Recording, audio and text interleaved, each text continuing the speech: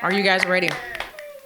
Are you guys ready? Are you Let's ready? go. All right. So because this is a poetry event, my first question is, if you were a dictionary, how would you define poetry in your book? If you were a dictionary, how would you define poetry in your book? Think about it for a little bit. Let it Process. marinate. Let it serenade your soul. We were waiting too long. Hey y'all, hey! Hey girl!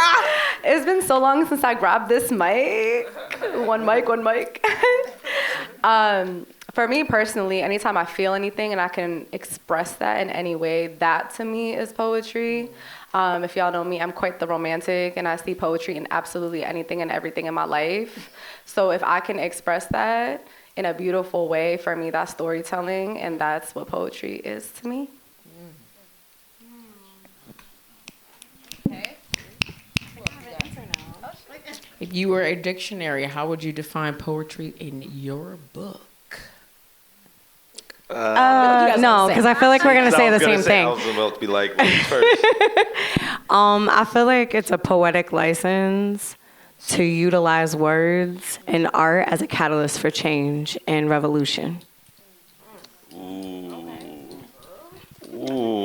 The phrase poetic license is, that's the one. Yeah. Come on. It's in my book. It's in her dictionary.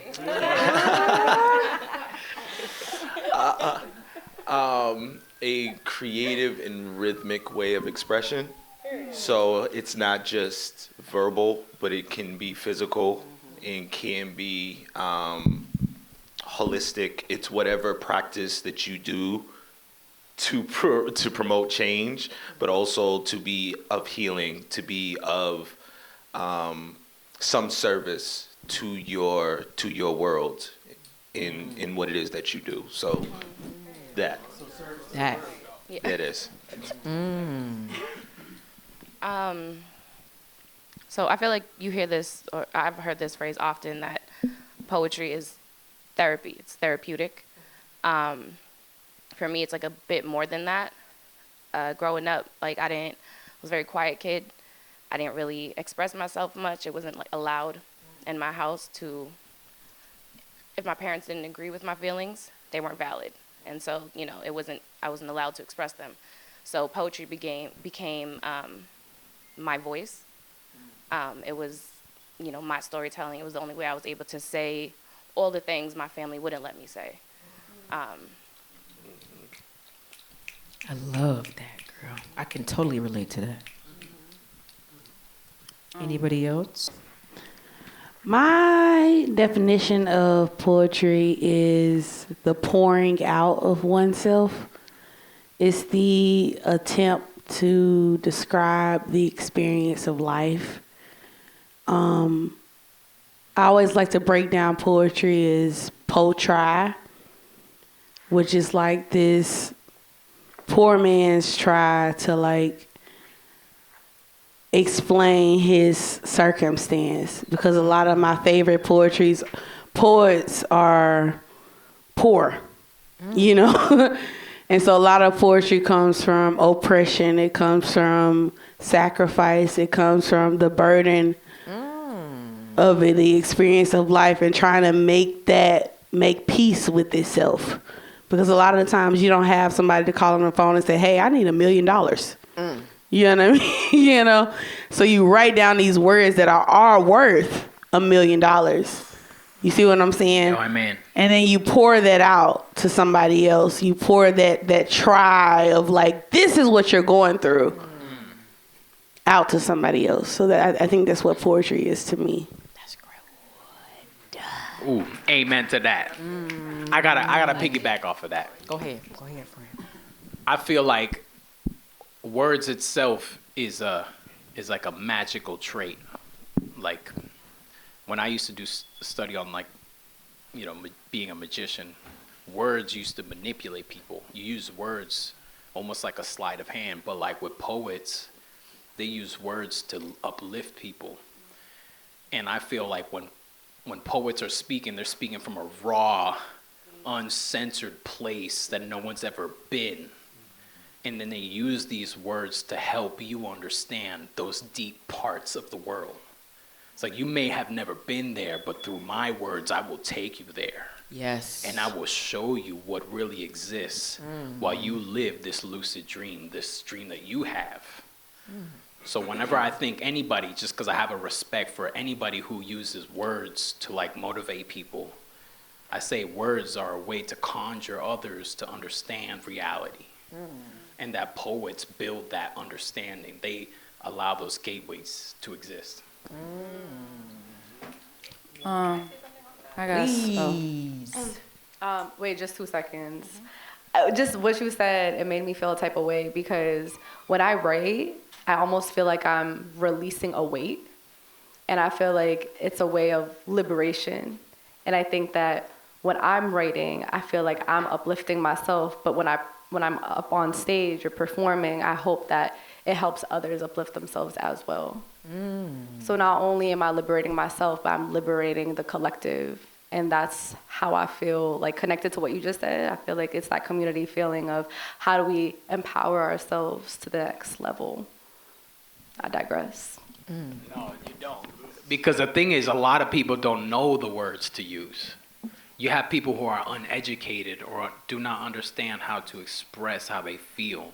But then when they hear a poet say it, somebody who's studied the craft, understand the human dialect, they start putting words together that then those people who don't understand are like, wow, you put it into words, but I did not know how to put it into words. And now I can come into reality and understand there are other people like me. There are other people who are experiencing the things that I experience.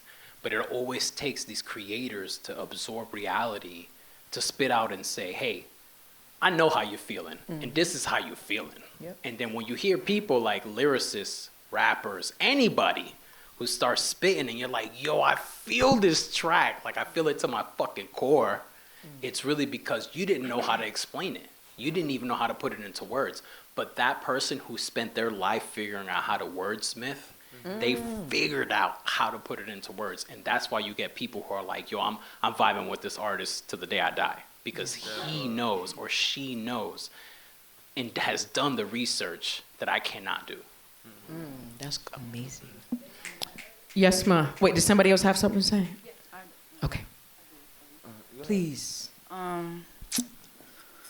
So I feel like I think of it differently because, I mean, although I do poetry, I wouldn't call myself a poet. So I do respect like what you guys are saying because you guys are like, you guys got a poet license, you know what I'm saying? But yeah, I think poetry is everything. I think it's like I see poetry in the way someone moves sometimes. And it's not like, I feel like poets are able to put those things in words. I feel like poetry is the word that people who aren't in touch with themselves use to describe people who are. Ooh. You know what I mean? I feel like it's like a very loosely like, you know what I mean? For real, that needs an applause, bro. You get, I feel like. Yo, for real, dog. I feel the exact same way. So I think that it's in everything. It's in like just us being here.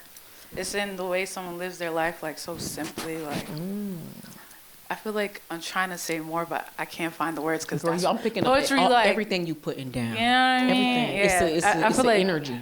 I feel like I'm gonna stop because I don't know how else to explain it. But. Girl, the fact that you are in thought, that was perfect. Anybody that tune in with you, you ain't gotta say nothing else. All right, Word, facts, because that was 100. That was it. Okay, thank you. I was gonna say. Who are you with your people? That poetry in my mindset is literally mindset plus expression. So it's like whatever the mindset is and however you choose to express it, because yes, it's a verbal thing, but people always say, oh, this is poetry in motion, and they see things, you know what I mean? There's poetry in art because you can verbalize what you see and all kind of things like that. But it's just expressing, because there's different styles of poetry, but there's also one word poem. Somebody just diabolical poem. It's like, oh my God, that was because they give you a piece of their mindset. So it's like, yeah, it's one word, but based on how he said it and what he's doing, you kind of get to explore that mindset of what that could be. But yeah. Thank you, everybody, for sharing your sentiments. Back to you, ma'am. You said that you are the romantic. As a poet, do you feel like you romanticize drama and or trauma? Oh, fuck you. Oh, I'll accept. I need a moment. No, I really have something Think to about say it, on babe. that. I have something to say on that. Is it okay? You wanna think about it, Yesma? Yeah, I'm thinking about it. Go ahead, boo. I grew up in slam poetry. So let's Where you from? set the. 'Cause I I'm hear a from little Memphis, twang. Tennessee. So if you can't hear the country twang, I heard the twang. I heard the twang. Glorilla, 3-6 Mafia. I graduated high school in Tennessee. I graduated high school in Tennessee. BB King. Yeah. I just found out Morgan Freeman was born there. Yeah. So yeah, we the real old souls of the Americas. Yeah. Poetry was my heart. Poetry was my soul. Poetry was my being. Before I knew real life pain, trauma, heartache, trials, tribulations, I knew education and I knew poetry. I knew educate because I started in school. You see what I'm saying? So my mama was still paying the bills. So I wasn't working hard to pay bills just yet. That oppression wasn't in my poetry just yet. What I'll say to growing up in slam poetry was the way to get points was to be the most broken. You see what I'm saying? But the problem was that you had to dig deep and find self in that brokenness and then be able to describe that to somebody that may or may not be in your circumstance. And if they are in your circumstance, how are you going to make them feel what you feel? Because their experience is completely different. They're a completely different human body, different parents, different upbringing, different siblings or no siblings. You see what I'm saying? Different morals, different focuses. So how are you going to make this pain make sense to somebody else? And I feel for a long time before I really knew pain, I was trying to make this pain of my mama, this pain of black people, this pain of the black woman make sense. And then I got hit with it. And it was like, damn, I don't want to sit in this no more. But I'm sitting in this for years. Do you understand? And not just years by myself crying. Years with motherfuckers taking advantage of my vulnerability. Come on. Years of motherfuckers doing what they said they would do because you black, because you a woman. You know what I mean? Because you ain't got no daddy. Oof. You see what I'm saying? And so you get to a point where it's like he said earlier, your words have power. How do I want to use this power? How do I want to... Because if I am going to get this fame, this world critic acclaim and all this other stuff here, what do I want them to say for me? Like, I hear it so much in Kendrick's music. Kendrick is somebody we can talk about now because he had a big hate for Drake. But if you listen to one of his songs, I believe it was, I don't know the title. Damn it, I wish I did. It's a new album, but he was talking, Reincarnated, where he was talking about, at the end, he was talking about how he hates himself for creating this beef in the first place because it's like this tense, nobody can forgive Drake. Nobody can forgive these culture vultures because I haven't forgiven them. So we all worshiping in this hate. You see what I'm saying? And in the same way as a poet, when you're like finding the best punchline to describe, to punch that motherfucker in the face, because I'm not going to punch him in the face for real. You know what I mean? I'm not going to punch him in the face for real.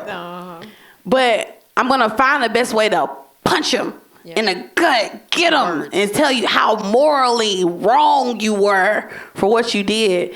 It has to be a place where you have to recognize the responsibility of being able to explain yourself, being able to describe your experience. And you have to say, I have to be able to raise somebody else out of that. Because if I'm going to have the influence, if I'm going to have the power to make somebody listen to me, I have to land them in a place that they can keep pushing forward. You see what I'm saying? Otherwise, I'm going to have so many angry motherfuckers like Trump. You see what I'm saying? He got so many angry motherfuckers. The shit they angry about ain't even happening no more. Quite literally. I sit in a room with white motherfuckers all the time. But that's my last point, and I'm done. That was good, girl. Come on. I love that. That was good. I think that resonated for me.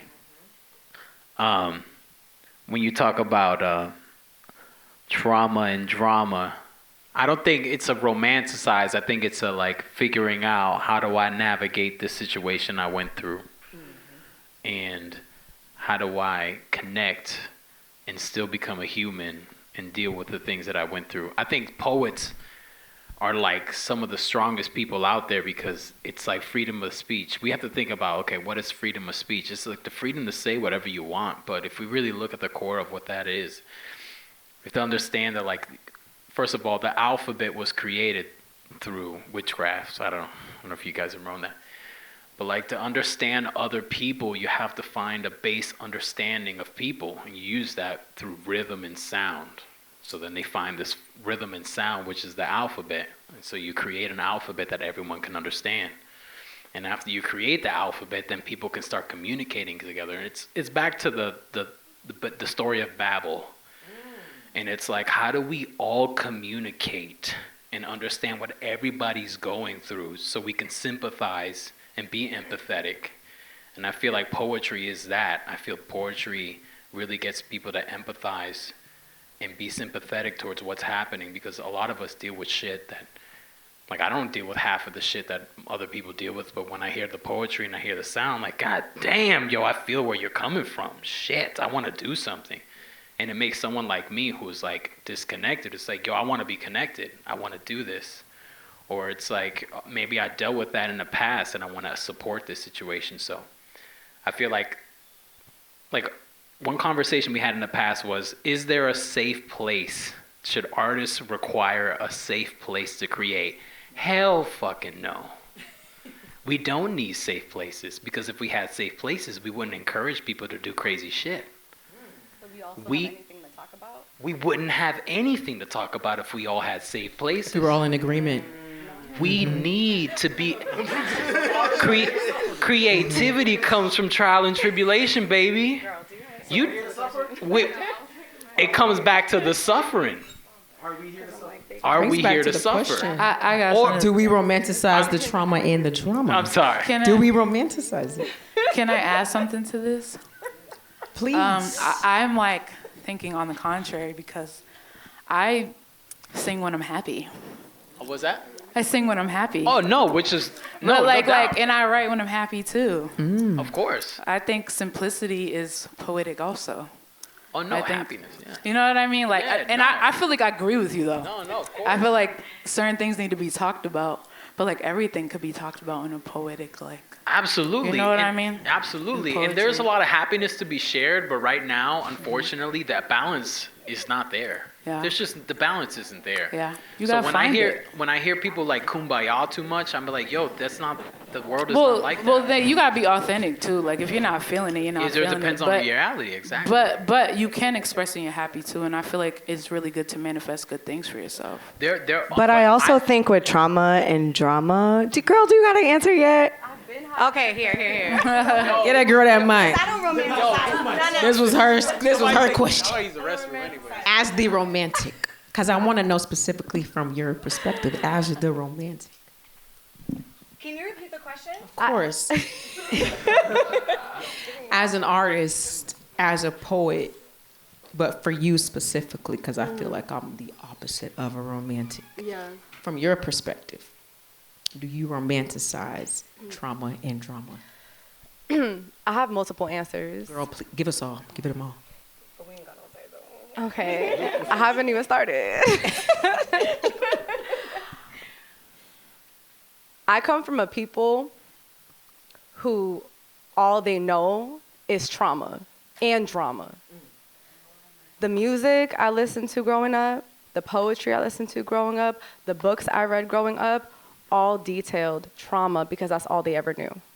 So for me, the stories that I hear from my parents, from my grandparents, all of that it was never good, ever. There was never a moment of happiness. It was never a moment of like, yeah, we're rejoicing because that's all we can do. And like you mentioned too, like you can write poetry when you're happy. And for me, like if some of you here have like heard my poetry, I do write about social justice because that's something I'm very passionate about. And I use my poetry as a form of advocacy, not because I romanticize it, but because I use it as a way to uplift others and to speak up on shit that maybe others may not be able to. Maybe they are silenced. We talked about freedom of speech earlier. So it's not that I sit here and I romanticize like the hardships in life. It's just I want to talk about it. We need to have these conversations like we're having right now, but we can also talk about beautiful things. We can also talk about the sunset. We can always talk about like being happy because that translates when you're writing poetry as well. So personally, it's not that I romanticize it, but I have grown up in an environment where that was all we talked about. Like when I watch movies from like back in the day, like my people, like it's always about trauma. It's always about war. It's always about colonization. It's always about like, we need to leave this country. And that's all I know. And so right now, as like I'm 28, turning 29, I'm in a space in my life where like I've done that sort of the work where I've learned and I've unlearned, and I'm also teaching my parents because I'm in a space now where also they are learning to understand. And I say this all the time, but I always tell them I'm proud of you too. That's right. Because they've come a long way. Where now like I see the little joys that they have on a day-to-day basis, and it's no longer, they no longer carry that grief with them as much anymore. And seeing the change in them, I don't romanticize the grief that they carry that I also carried as a result. I accept it, right? Because that's part of me. We talked earlier about this documentary I watched like so many years back, and it was about how Romanians believe that they're cursed, and they believe that it's in their genes. And there was a scientist that had talked about how trauma scientifically alters your genes. Epigenetics. So when you go through like really, tough times and you give birth, that gene is then relayed over to your kids and your grandkids. And suddenly you feel heavy, but you also feel nostalgic over times that you've never even experienced. Girl, you better go memories you've never even had. But you're carrying that with you, both the good and the bad. So again, I don't necessarily believe we romanticize trauma and drama. I personally don't, but I talk about it.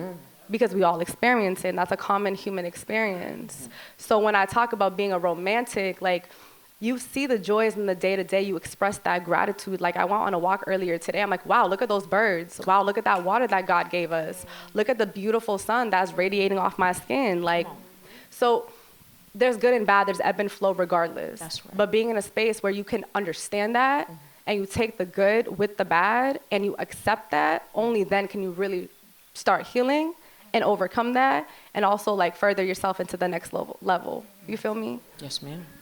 I accept. Thank you. Anybody else? I just want to comment on the slam, poetry slam. So I was a slam poet for a very long time. I haven't in a minute. This ain't working? Oh, no, it was not working. Okay. So I did slam poetry for a very long time. And I respectfully disagree with the comment about it's about who's the most broken. I think that there are poets that go into it and think that that's what they have to do because of certain poems they see or certain mentors that they may have that aren't the best mentors, but that's not what it's about. I slammed in both Boston and San Diego, but in San Diego more. My mentors are Rudy Francisco, Sheehan, Javon Johnson, Imani Cezanne, like the list goes on. But also I slammed for House Slam with Portia. Like, so I respectfully was with like two of the best teams in the country. And I was able to go to the National Poetry Slam several times. Individual World Poetry Slam, placed third. Women of the World Poetry Slam a couple times. So I've been around and I've seen a lot of different scenes. I've seen poems from all across the country. There are people that go into it thinking, I have to be the most broken to win. And at one point in time, I thought that in the beginning, because I saw certain people doing sad poems or heavy poems or, and those were winning. It's not about, it's half about the story you're telling, the other half is how you're telling it.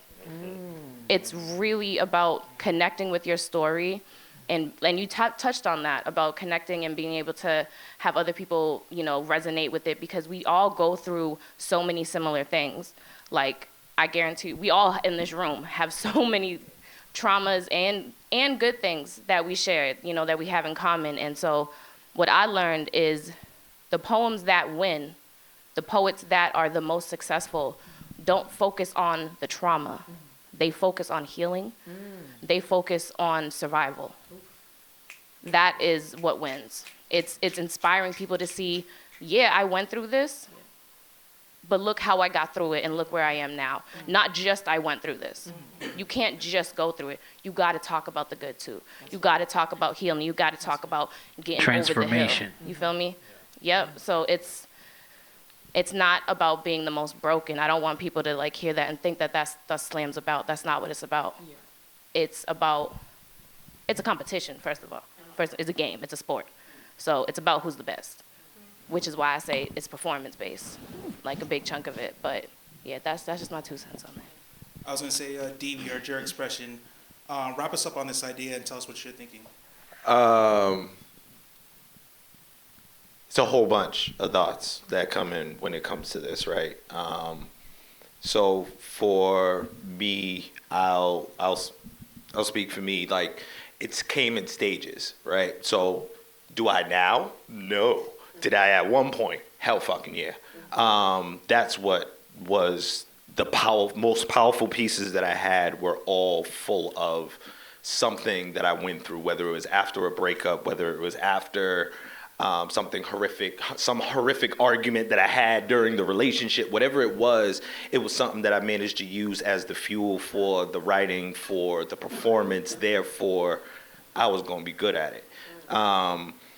But then, so at first though, writing in general, I wasn't writing for even this, to be able to sit here amongst all of you guys. I wasn't writing for this shit. I was writing for myself. I was writing just to make sure I could survive tomorrow, because of the fact that I wrote poems to make sure that I didn't die tomorrow, or to say how I wanted to die tomorrow. It was one of the two. And you know what I'm saying? And so when that changed and I started to become D-Ruff, it was like, okay, cool. Let me still tap into that pain, even though I can have beautiful things. So now I'm self-sabotaging good things in my own life because of the fact that I want to keep this narrative going, keep this story going. And then after a while comes the time when you start realizing, oh, this is why it keeps happening, because I keep saying it. And I'm not saying how I can get out of it. I'm just sticking with it. So once the story starts being, oh, wait, I actually am getting the fuck out of this. Oh, this is where the pieces actually start to hit. This is when the tears, because there's a poet that once always told me you have to write through your tears, and I am the worst poet at this. It is the worst thing, and when you have to write through your tears, you writing through the pain, and even on the paper you are managing to cry even as you are writing, and that is the worst. It is the worst and best feeling. It's the worst and the best feeling. It's the worst because it hurts, but it's the best because once it comes out and you reread what you wrote, oh my God. Oh my God. That's the healing process right there. That's where it is. And so that's why it's a yes, because then comes the other side when you do it so well. There's people that watch you and be like, I can write pain too. And now they're romanticizing it. And now the next folks are romanticizing it. And now you have to be like, no, don't. Or go ahead, you're going to have to find out your own way. Like, it's one of the two. And so that's where it's a give and take, where it's like you find out who's not like us, right? You find out who's real, who's fake. You find out who's in it for the glitz and the glam, and you find out who's really in it for the therapy and the healing and to really transform somebody else's life. So for those that are doing that, no, we're not trying to romanticize it. As Yasma just said, we are really just observing and giving it out to you guys for you guys to feel it, for you guys to put action forth. For the fakes, hell yeah, they're romanticizing it because they thinking that's going to give them a little bit of coin. A little bit of glitz and a little bit of Go glamour. viral on TikTok or something. You know what I'm saying? So that's it. That's all. Yeah. You said That was hard. That wasn't hard. That's That wasn't We're not hard. done yet. Hold on. I had a question Question. for y'all. Ooh. So, as artists, do you feel what is the process for processing for you besides writing? How does it leak into your writing? If I think about it too much. So if it's when I say think about it too much, it's there's a cycle that usually happens in my head when it comes to themes, right? I have ADHD. I like to admit that. So things pop in, pop out all the time. Whatever sticks usually is something that I might keep my brain on. If it sticks during things, so like it's like a song on repeat. Like I can't stop singing the chorus to this song. Oh, now I have to write this poem. Now I have to go through this. That's usually how I try to process what needs to be written, or even if it needs to be written for a general audience. Yeah, that's usually my process. I was going to ask you to repeat the question. Basically, what is your protocol for processing? Like, what's your system? Like, if you feel something, do you write like a keyword and then go back and develop it later, or you feel something and you gotta just go ahead and get it out right away? Like, how do you What's know your protocol? Right. How do you know something is worth writing about? So for me, there's multiple stages. Sometimes poems come to me randomly, like completely random. Because you locked in. It just happens. I feel like that's God's transmitting something into me, to be completely honest with you. It's a download, 100%. I was, girl, you took 1,000% minutes of that. But I'll be going to sleep, and then I'm trying to go to sleep, and I'm like 75% into my sleep, and then boom, a word comes into my head. I'm like, hold up, something's happening. I pull out my phone, I write one word down. Oh my God, the next line is coming. I don't sleep until it's done. I can't. Because if I wake up the next morning, I slept on it. And then it's not organic the next morning. So I will stay up. And normally it'll naturally flow. But then there are times where I intentionally say, I want to write about this topic. In which case I'll probably sit with it, and then I'll try to write it out. But then I don't stop until I'm done. I just can't. Sometimes you will have poems, at least for me, like where you kind of stop. You're like, oh shit, I got a meeting I got to go to, so I'll like finish it after the fact, whatever. But I do try to stay in the mode, try to stay in like the mindset, so I know like I want it to be organic and I want it to flow when I'm writing my pieces. But again, when it comes down to process, I feel like for me at least, it just kind of comes, yeah. Can I piggyback off of that over here? I have to piggyback off of what Yasmin said because at times, like, feelings will come to me randomly, and I'll literally just run to my notes and write down one line. It doesn't matter what it is. And then I'll just go back to it at some point, but I'll probably have like 1,000 notes with one line in there. And then other times it'll come as downloads, probably like, it'll usually come at like 3 a.m., 4 a.m. Those are the times where they come to me the most. As far as like my process, I think it's more about experiences for me. Like, if something makes me feel some type of way and it truly touches me, like, I have to write that down. Whether it's one word, one sentence, or whatever, I usually go to write it down. I don't have one. Oh, Can we get a mic over here? That's it. I don't have one. sharing is caring. This one's not that good? Yo, yeah. I had one question. Now, for me, I'm an astrological type. Okay. You know what I'm saying? Yes. Yes. I used to study a lot of the Quran and all the different books of magic and stuff. I strongly believe that words are a way to create spells. I agree. I don't care what anybody says. And when I hear poets speak, I do hear them conjure. A lot of the times when I hear a poet speaks, it's conjuring. Now, either you're conjuring in the moonlight, or you're conjuring in the front of a river, or in front of a... It doesn't matter where you're at. A lot of poets, they conjure. They just like speaking their heart and their soul. And a lot of it, there's like a cadence, there's a rhythm they're just hitting. And they don't know where it's coming from. We could say it's the Holy Spirit. We can say it's maybe some edibles. Who knows? But I strongly feel that, like, being a wordsmith is probably like one of the strongest powers that you could have in the world. I agree. Like knowing how in the world, Craig. So like, so what I gotta say is like, how did you use your words to get you to where you need to be in life as a poet? Like, right? So you're a poet and you do your open mic, you do your slams, but like, how is it helps you navigate through the actual system? Because I know as poets, like, you do research. You're not someone who just stands idle and be like, all right, I feel something. A lot of times Some poets are. Huh? Some poets do that. Some of them do that, but I do feel like a lot of them do research. A lot of them like just try to figure out what the fuck is going on. Like, how do I express this? How do you use that in your regular day life? Like, how do you navigate through your life, through your poetry? Because that is strength. And I know you're using that in a regular day life. You got to be. If not, you should be, because, I mean, if you're able to move people in the masses and you're like, oh my gosh, I feel this person, there's a way to do that in your everyday life. Somebody's speaking. I wanted to touch on the first topic, and then I'll come to your topic because your question inspired me as well.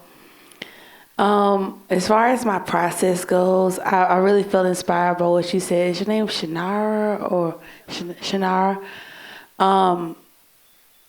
As far as like needing experience, like I mentioned earlier, when I was just a young poet, I had the misconception that pain, and I understand why you disagree with that, but I had the misconception that pain was a way to connect with people and was a way to make my artistry make sense until I had a real interaction with pain. And then I realized not only did I need to heal, but I needed to come out of this hole that was within me.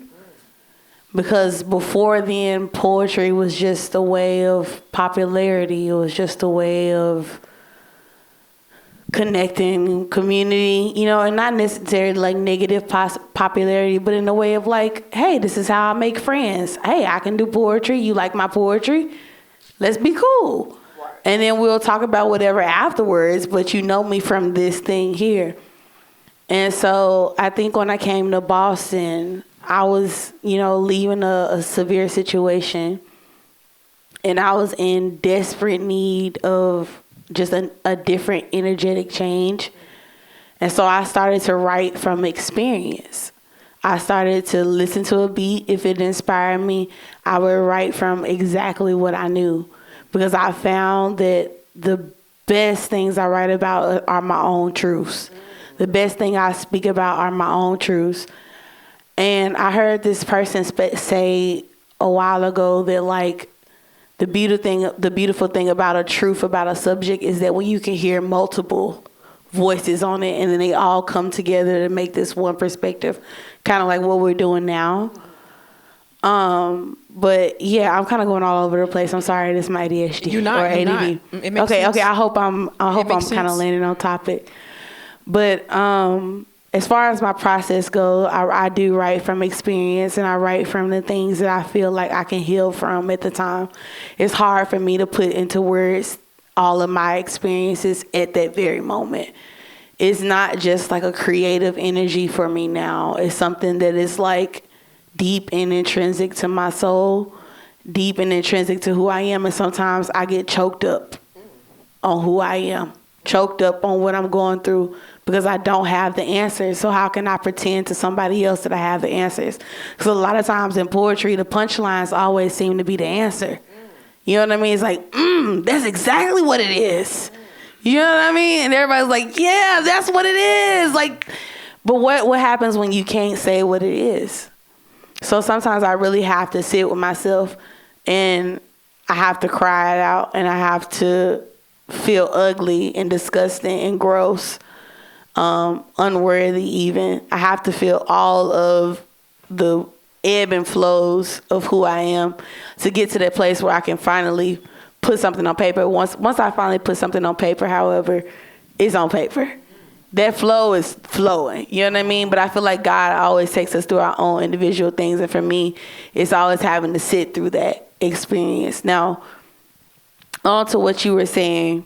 Oh, Lord Jesus, I think God is taking it away from me because maybe I should shut up. No.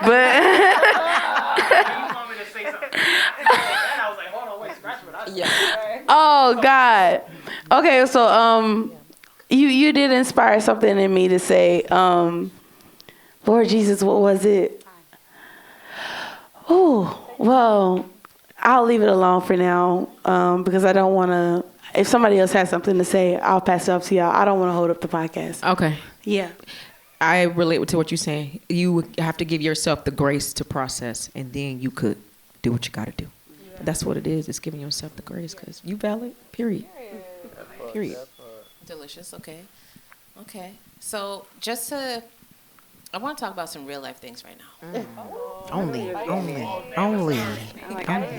So my question is, and I'll tell you why I'm asking this question. I'll share a little something, just this much.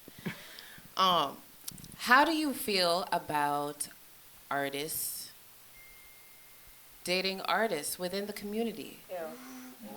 And because I've been there, wouldn't recommend it.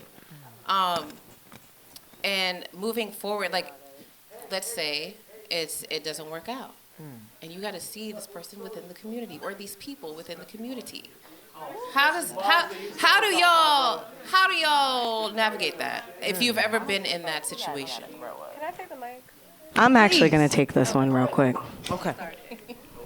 I don't think y'all want me to because I'll walk out. I like grow up just. I'm gonna keep it real cute. I'm gonna keep it real cute. But I'm gonna do the most. That's right. Please do. What I will say.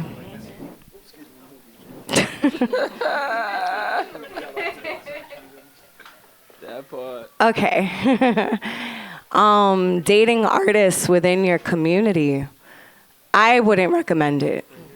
Because when your relationships get real serious and they get too heavy, and there's harm caused, your community around you can be very complacent and put you in danger in those same spaces that you once felt safe. Okay. Next. And Say more. Say more. Yes. Ooh, I just almost had a Kanye moment. Okay. Have the moment. This is the time for the moment. Because my heart is beating so fast right now because I really want to say some shit, but I'm going to keep it real cute. What I am going to say is it's not, I feel like we need accountability and restorative and transformative justice within our community. As artists, we share a lot of the same spaces. And when we don't take precaution to ensure that everybody is safe, because I'm going to quote MLK Jr., when I say an injustice anywhere is an injustice everywhere, I think that it is our responsibility as said community to wrap our arms around said folks to ensure that there is safety and that there is at least a level of respectability Because what doesn't happen is we have a lot of different narratives and divisiveness within our own community based off of what each side or which person or somebody named popularity earlier. Like, those are those things. And I say that to say, because I'm going to be very transparent and I don't want to shit on nobody, but I too have been complacent in my own community where I've known that harm has been caused and did not do nothing, be based off of the relationship I had with said person who caused harm. So I will admit that in front of everybody here, I no longer do that because I understand not only have I been through that, but I also know what that looks like and feels like. And it ostracizes people, and we don't throw people away as artists. I don't care if you don't like them or not. At the end of the day, we all share space, and Boston is very, very, very, very, very, very small. So with that being said, I think that there should be care. And when we also ban people from certain platforms because of said narratives, that's unbecoming.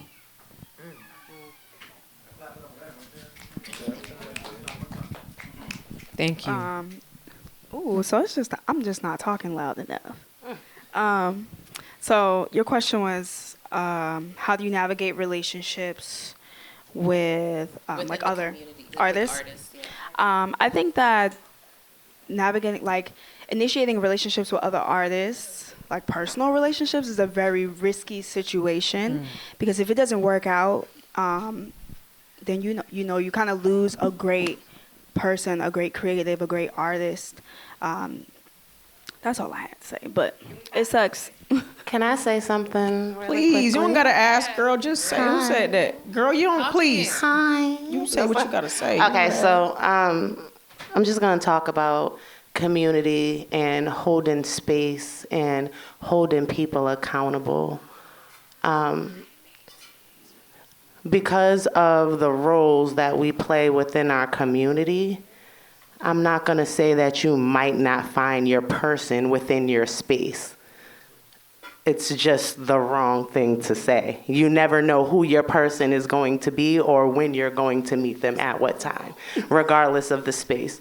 And I think us as artists, we need, again, to hold each other accountable, continue to show up for one another, and be each other's safe space.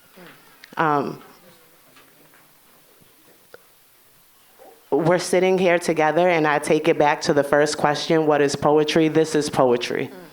Us being able to speak our truths, our different perspectives, and put it out on the table, and everybody be respectable, and kind of make sure we're all safe. Everyone is safe. And I ultimately think that's our role as artists. I mean, we human. We human, so we gonna step off that square just a little bit when it's time, but. You can't guarantee safety. I just want to add to that. We're talking about safety now. That was said. Safety in community and relationships. Yeah. One, like going back to like the core of the question as far as like what would you advise about getting involved with other artists? I think one, like obviously, be an adult. Be a motherfucking adult, if I could swear. Yeah, girl, you yeah, be a goddamn adult, because y'all. The thing is, like, if people date and they break up because somebody cheated or somebody lied or y'all just weren't that compatible, or even if it was like, you know, toxic in a way of like arguing and stuff. Okay, y'all broke up. That doesn't mean the person shouldn't be allowed to be in the same space. There are too many instances where abuse happens, and sometimes that happens within like relationships. Sometimes that just happens within the community because people are like friends with other people, and they, you know, it's not necessarily a romantic relationship. But as far as like safety and accountability, I think there is like a huge lack of that, and not just in Boston, you know, everywhere. It's a huge issue. One of the things I think that, like, you know, we're having I know this whole thing isn't going to be about safety, like this whole podcast isn't going to be about us talking about safety in the community, but I do think that what we need to do is have more spaces where we artists are invited to come out and have conversations. They don't have to be recorded. They can be, but have conversations about what do safe spaces look like? How can we create safe spaces? How do we, if we believe somebody should be banned from a certain space or whatever, like discuss that type of thing. Like those spaces don't exist. And if they do, I have no idea where they are. So please tell me. Like, right here, baby. Word. All right, word. So please invite me back. Like let's talk more about it because it is a huge issue. And I think like, one, I want to applaud Amanda for taking accountability and saying that out loud, that like she was at one point complacent. Like that's huge and that's big and that's not something little to be able to just. Too many people have done that and then act like they didn't and then all of a sudden are a good person. And I don't like that. Like, you know what I'm saying? She keep it real. Like, no, this happened. I learned from it. Never going to do that again. Word. That's how everybody needs to be. Like, you feel me? Because I think in one way or another, a lot of us have been complacent, even if we didn't really know. Right. You know what I'm saying? Right. Like, because some people, they just believe they're friends. So that's all I want to say about that. I think more spaces. Can I add on to that? Yeah. Please. In optics, perception. I think when we were talking about, fake poets and like using, trauma as like romanticizing because it could get them on or get them seen, I feel the same way with aligning yourself with folks that are toxic or harmful, and it's also based on optics. Exactly, or opportunistic. Like, I'm an opportunist. I'm just gonna be up here with this person because I'm getting a bag. I'm at a gig. Yeah. I got a title at this place. And for me, I just feel like there ain't no amount of money or no gig ever jeopardizing my integrity. Come on. That's for me. I ain't expecting that from my community. At the same time, if I'm out here calling everybody a mirror or a reflection to me, that's not what I'm reflecting onto folks. Because if you come to me with anything, I'm going to address it or at least try to help you find solitude or a resolution within your situation. I'm not going to be like, oh, word, and get all the fucking tea and then just skitty on around the block and go back to the same space that is known to be unsafe. I feel like that's hypocritical. And if we're talking about authenticity and artistry, that's the same thing in relationships. I ain't trying to come up into no relationship being fake or phony or being a representative. Nah, you get the whole me, the whole vulnerable me. It's the same thing with my community, period. I don't play those games, and I feel like people teeter-totter on lines of, well, they didn't harm me. Well, I'm cis hetero, so I can't really talk about that because that's an LGBTQIA situation or relationship. It's like, whoa, wait. If we're in a community with each other, it shouldn't matter sex, gender, identification. Shouldn't matter any of those things. At the end of the day, do what is on the moral side of what's right. Don't be out here being facadic because we gonna call you out on that shit.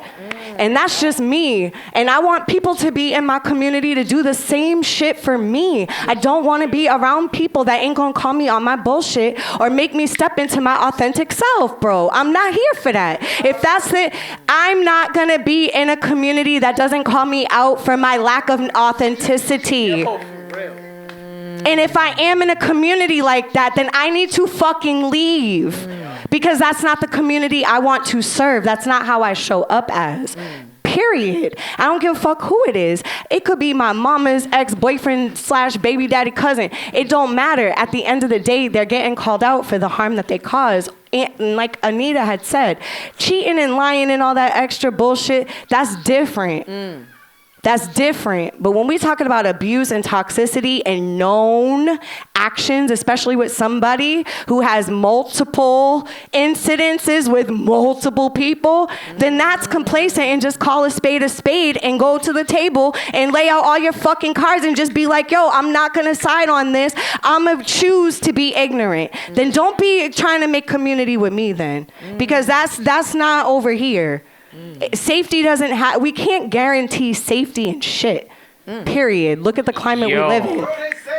The world is not safe. No safe place. There is no safe place, but what we can do as a community is try to ensure as much as possible that there is safety for all. Create the And infrastructure. wait, before, because earlier you were talking about, and I have to say this, like, we have to speak on our suffering. It's not that we're glamorizing the trauma or the drama or whatever the case is. We have to speak about our suffering. We are suffering every day. Other people are suffering, and we have to speak on their suffering because they don't have the words to speak on that. And then you have people who want to like camouflage themselves into that, right? And like you said, there are poets who just use that and say trauma, trauma, trauma, trauma, trauma, trauma. But we actually were suffering more than we're winning. A lot of us are suffering. But can we also talk about the fact that people are suffering individually and then they have to dig themselves up out their own graves because they don't have a safe space to actually express themselves? Exactly. And I'm going to say this right now because we're here and we're being honest, right? We just lost somebody in the community, Lucci. We just lost Lucci. Didn't know his suffering. I think about him every single day. Every single day. And he was here. He's been in community. And he was suffering in silence. And nobody even knew about it. So when we talk about abuse, when we talk about toxicity, when we talk about accountability, also understand that also makes people, those people who are harmed, to bring themselves up. We talk about death a lot and in transition. But what about spiritual death? Because you can spiritually die in this community and everybody will sit there and talk about it and not help you out of it. Nah, but some people don't want to hear about death. Nah, for real, people don't like to hear that. That's the thing. When you start talking about death and people dying and reincarnation, people get afraid of that shit. And that's a big problem. People don't want to talk about legacy. People don't want to talk about the fact that you are going to fucking die. And the thing is, you have communities out here like, we don't want to talk about the death. The children don't like that. Yeah. Well, you got to fucking tell them something, all right?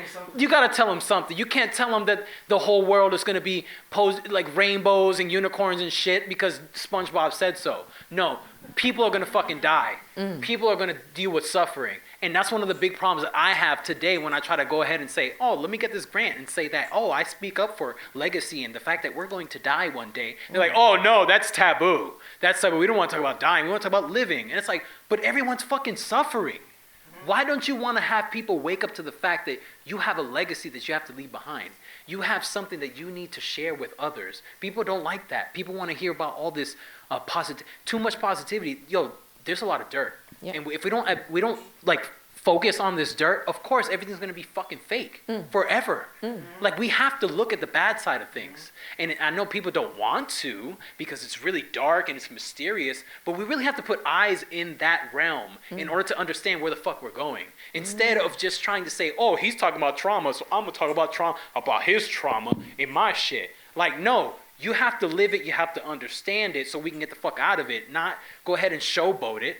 Like, so I mean, just about my point about how you were talking about, like, sometimes you have to be there tearing up. You have to feel this. There's just this suffering that you have there. There's other people who don't have that. They have no connection. They have no way of connecting to that. And we have to show the world that. And it sucks that we do have other people, just like the government. I always come back to the fact there's always going to be someone to abuse something. Period. Whether it's in poetry, whether it's in AI with visual arts, someone's going to abuse any fucking system. That's just how it works. And I feel like poetry is getting that same little tidbit. I just wanted to come back off of what Amanda said about it being a safe space. So the safe space isn't the building. I don't care about these four walls. Oh, come on, girl. The safe space is the people that I have within my circle. So if you see me, you see me. That's the one. This building is superficial. This building can crumble down right now. And my people that I see myself in, and those people are my safe space, they're still gonna be here with me, regardless if this building crumbles right now. So when I say safe space, I mean seek it in your people, the people that are there for you, the people that actually know your struggles and your hardships, and they show up each and every time. That's your safe space. So is it recommended? No.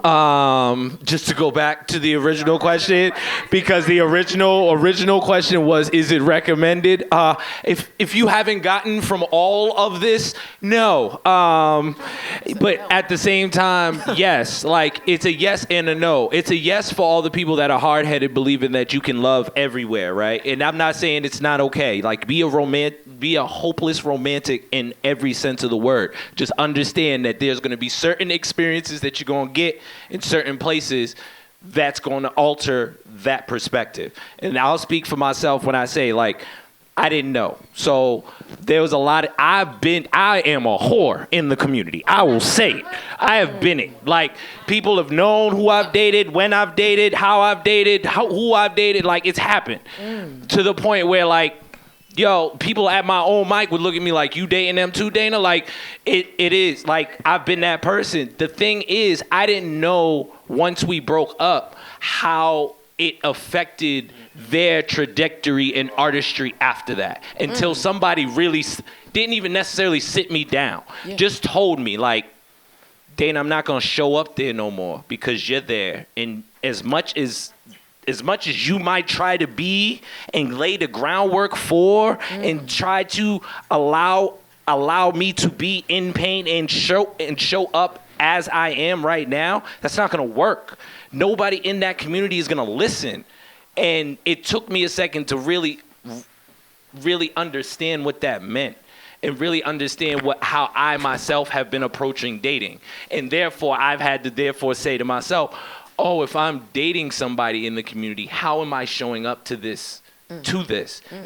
If I'm going into the community with trauma, then dating somebody in the community that also has trauma, of course the shit's gonna turn out traumatic because we're trauma bonding over some dumb shit. So for me, that's exactly how a lot of my relationships ended up. I broke up with somebody and ended up being with somebody because I broke up with somebody and we both understand what it feels like to be broke up with. So now we laying up together. So like, that's how a majority of my shit ended up. So for me, that's how I only say it's not recommended if you're coming into it thinking that you're gonna date somebody in your community thinking you getting healing. Don't do that shit. If you only getting it for a nut off, knock yourself out. It's probably one of the best nuts you'll get every once in a while. Don't do it. I said it'll come at a cost. I didn't say it wasn't gonna be. It's gonna come at a huge cost. So that's why it's not recommended. Can I say one thing? Because I feel like I'm speaking from a different perspective because I'm new to Boston. So a lot of these motherfuckers 10 years in, 10 plus years, they know these motherfuckers 5 plus years, however long. I just got here 3 years ago. Welcome to the city, baby. Luckily, I was a hoe before I got here. Okay? Got some skin in the game. Respect. Luckily, I did my prophetism in the hometown and got shunned there. But I feel like it's a very dangerous thing for people to come into it that's new. You know what I mean? Because there's always some underlying beef that you don't know shit about. So you just vibe with this motherfucker this past Wednesday at the whatchamacall open mic. And then next thing you know, you vibing with your old friend from the other open mic. And they talking about, hey, do you know this motherfucker that And you like, wait, hold on. Pause. Everybody wait. So I think this goes back to what I was talking about earlier. There's a level of responsibility that comes with being a poet. That comes with being able to explain your experiences. That you have to be able to sit with yourself. And not with somebody, not on somebody else, not with somebody else, not under somebody else, especially not somebody else that's exactly like you. Right. Because there's a deeper responsibility to be friends. Right. There's a deeper responsibility to iron sharpen iron. You see what I'm saying? And so I didn't recognize that when I was in my hometown. That's why I have this different experience now that I'm in this new town, because I'm like, oh shit. Fuck with motherfuckers in my school and shit. Can't get away from them third period. You gotta deal with the bitch he flirting with. I'm finna beat this whole ass and him and everybody else.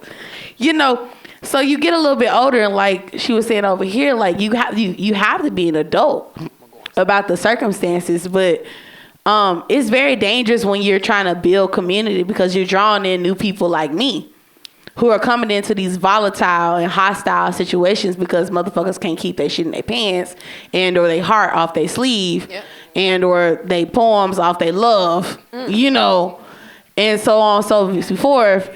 And so a motherfucker can't come in and have a safe space and have a place to express because behind the scenes, so on and so forth, is arguing and so on and whatchamacall got this going on. So I feel like there's a certain level of responsibility that needs to be focused on when you're talking about dating within the community because you have a torch that you're passing on to the next community. You have this responsibility that you're able to again go back and say, I sat in this hellfire, I sat in this thing, and now I'm able to uplift 50 people in the audience, 100 people in the audience. You see what I'm saying? And out of those 100 people, a few of those people might not even be from the community for real. You see what I'm saying? So we have to have a certain sisterly and brotherly love towards one another. And if we're going to have a romantic love, a certain honest community to have around each other that we can come and talk to about what's actually going on within us so that we don't destroy each other. Because we need this for the next people. It's not just about you. You see what I'm saying? It's not just about me. I didn't come up here to Boston just to free myself. It's somebody else that's going through my shit in Memphis, that's going through my shit in South Memphis, North Memphis, somewhere that needs to see me make it out. You see, I can't be focused on boo-boo, what the McCall, and what the fuck he did last week. You see what I'm saying? Because there's somebody else that's worried about me making it out because they can't see themselves out right now and they need to see somebody relatable to make it out. So I feel like when it comes to all of that, there's just a certain level of responsibility that you got to focus on. And at a certain level, you got to grow up, like she was saying. You got to be an adult. You got to be like, look, my pussy hot, but my purpose is hotter. You see what I'm saying? And that's where it comes to. And I might have had to go through my bullshit to get there.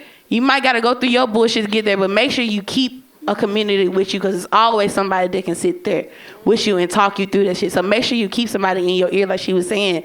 They can tell you, hey, this is some fuck shit that you're doing. Wait. Okay. You have a question, but 2 seconds. I want to piggyback off what you said. I'm going to keep it short and cute. Off of what you said, too, earlier. One thing about us artists is we be letting too many people just in, okay? Touching people, looking at people. Like Mikey said, communicating with people. Those are spells. Y'all, all of us, not y'all. I apologize for saying that. Myself included, because I'm a victim. I just got not too long ago. Discernment. Ask the light, because there's a God of darkness, just as there's a God of light. Who, what, where, when, and why? Who sent you? Why are you here? What are you here for? Test yourself too. Am I in a place that I feel safe? If you feel uncomfortable, that's your cue. That's your compass, aka your heart trying to communicate with you. Hey, you need to get up out of here. This is not for us. We don't have my energy does not have the infrastructure to support whatever it is going on right now. So yes, we are artists. We are here to create. That's what the light gave us creation in order to do, to perpetuate that creation. But we also have to realize that just because we are authentic, not everybody else is. And there are so many people that want to be around you and touch you and want to have and see and do and want the best for you. But also to realize that the person that claims to be on your team can also be the one that's compromising yourself too. There's always somebody in the room, I promise you, that's preying on your downfall. So please make sure that you are tapped in and tuned in, whatever that is. Give yourself the grace and the space to feel. If somebody asking you a question and you feel the need to, you feel compelled to communicate and give an answer right away, please don't. Give yourself time and don't feel bad about it. Stop gaslighting y'all. We have to start, myself included, we have to start trusting ourselves and trusting our wisdom and our, whoever you believe in, to know that you are valid just because you breathe, just because you wake up every single day. Okay, go bed. I had to get that out. It's just brewing in me. I had to get it out. I got some words. Peace, Mike. it's also been a while for me since I've been on this Fancy you in a microphone. long time. Thank you. Welcome It's home. great to be here. It would be beautiful if we could all come into relationships in a healed space. I think, though, especially for us as artists in this beautiful community, right, we're putting ourselves on display. We are putting ourselves in a space of major vulnerability, and we're just raising ourselves up to be seen. Can I ask you this real quick? I know you're in thought, but I gotta know, what is your definition of healing? What is that for you? Well,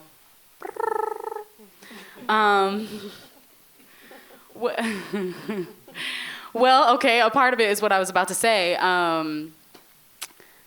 Releasing, sharing, journaling, writing, poetry, singing, dancing, allowing ourselves to scribe and get those things out of our body and onto something else. I think for all of us, period, it looks different. I think for all artists, a part of healing is being seen and sharing. So that's a little bit about healing. Diving back into relationships. Yeah, it would be amazing if we could come into those things in a healed place. Unfortunately, that's just not how it is. You know, we're all on our healing journey, and there is no spot that we're gonna reach and just be fully healed and in a place where I can do everything now. I can make any type of connection now. I can be seen fully now because I've done the work and I am the epitome of healed, and I am what people need to see and reflect back onto themselves. Like, that's just not reality. We're always going to be healing, and we all have had different experiences in life to heal from because we are meant to be the person that we are and share what we know with this world. So when it comes to dating, you know, from my own experiences, I have definitely dated other artists in my community. And okay. How did that go? You know, it's fine.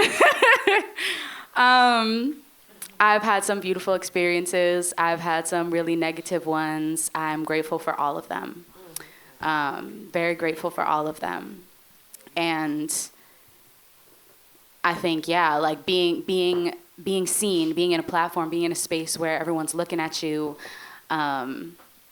it can be really difficult when a relationship ends because they know that relationship existed, and they're looking at both of y'all in the same room like, you know, some people like to start drama or just be like in the know, like what's going on. It's good for that type of recognizing like who isn't in it for you and who is just worried about what's going on and wanting to know, you know, and have drama under their belt, whatever it is.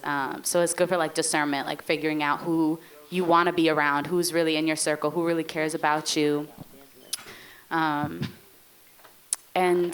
yeah, I think ultimately we are going to be in the relationships that we're meant to be in, learn what we're meant to experience from them, and leave them when we're meant to. Definitely do your best to take your time when it comes to dating in your community. Really be that person's friend. And we can say that. I know it's difficult, obviously, when you're in the situation, you're feeling somebody, it's like sparks are flying, flames growing, and the energy is just beautiful, and you just want to hold on to it and continue moving forward with that person. But as we grow, we build onto that strength of allowing ourselves the space and time, like Kriket was saying, too, of asking yourself, like, who is this person? Why were they sent to me? What is their MO? Really allowing yourself the space and time to figure those things out first and give it space and time before diving in deep. So that's my advice on that part. And yeah. When it comes to the safety in community, do y'all feel like choosing sides matters? Can I say a couple things real quick? Yes. Not about that, but I just wanted to close the loop on what we were just talking about, because I don't think it's all bad. I found the love of my life in the community, to be completely honest with you. And he's a whole zaddy. He is. And he's an artist too. And I will say, but listen. But I think there's levels to it, right? I think privacy is a big thing.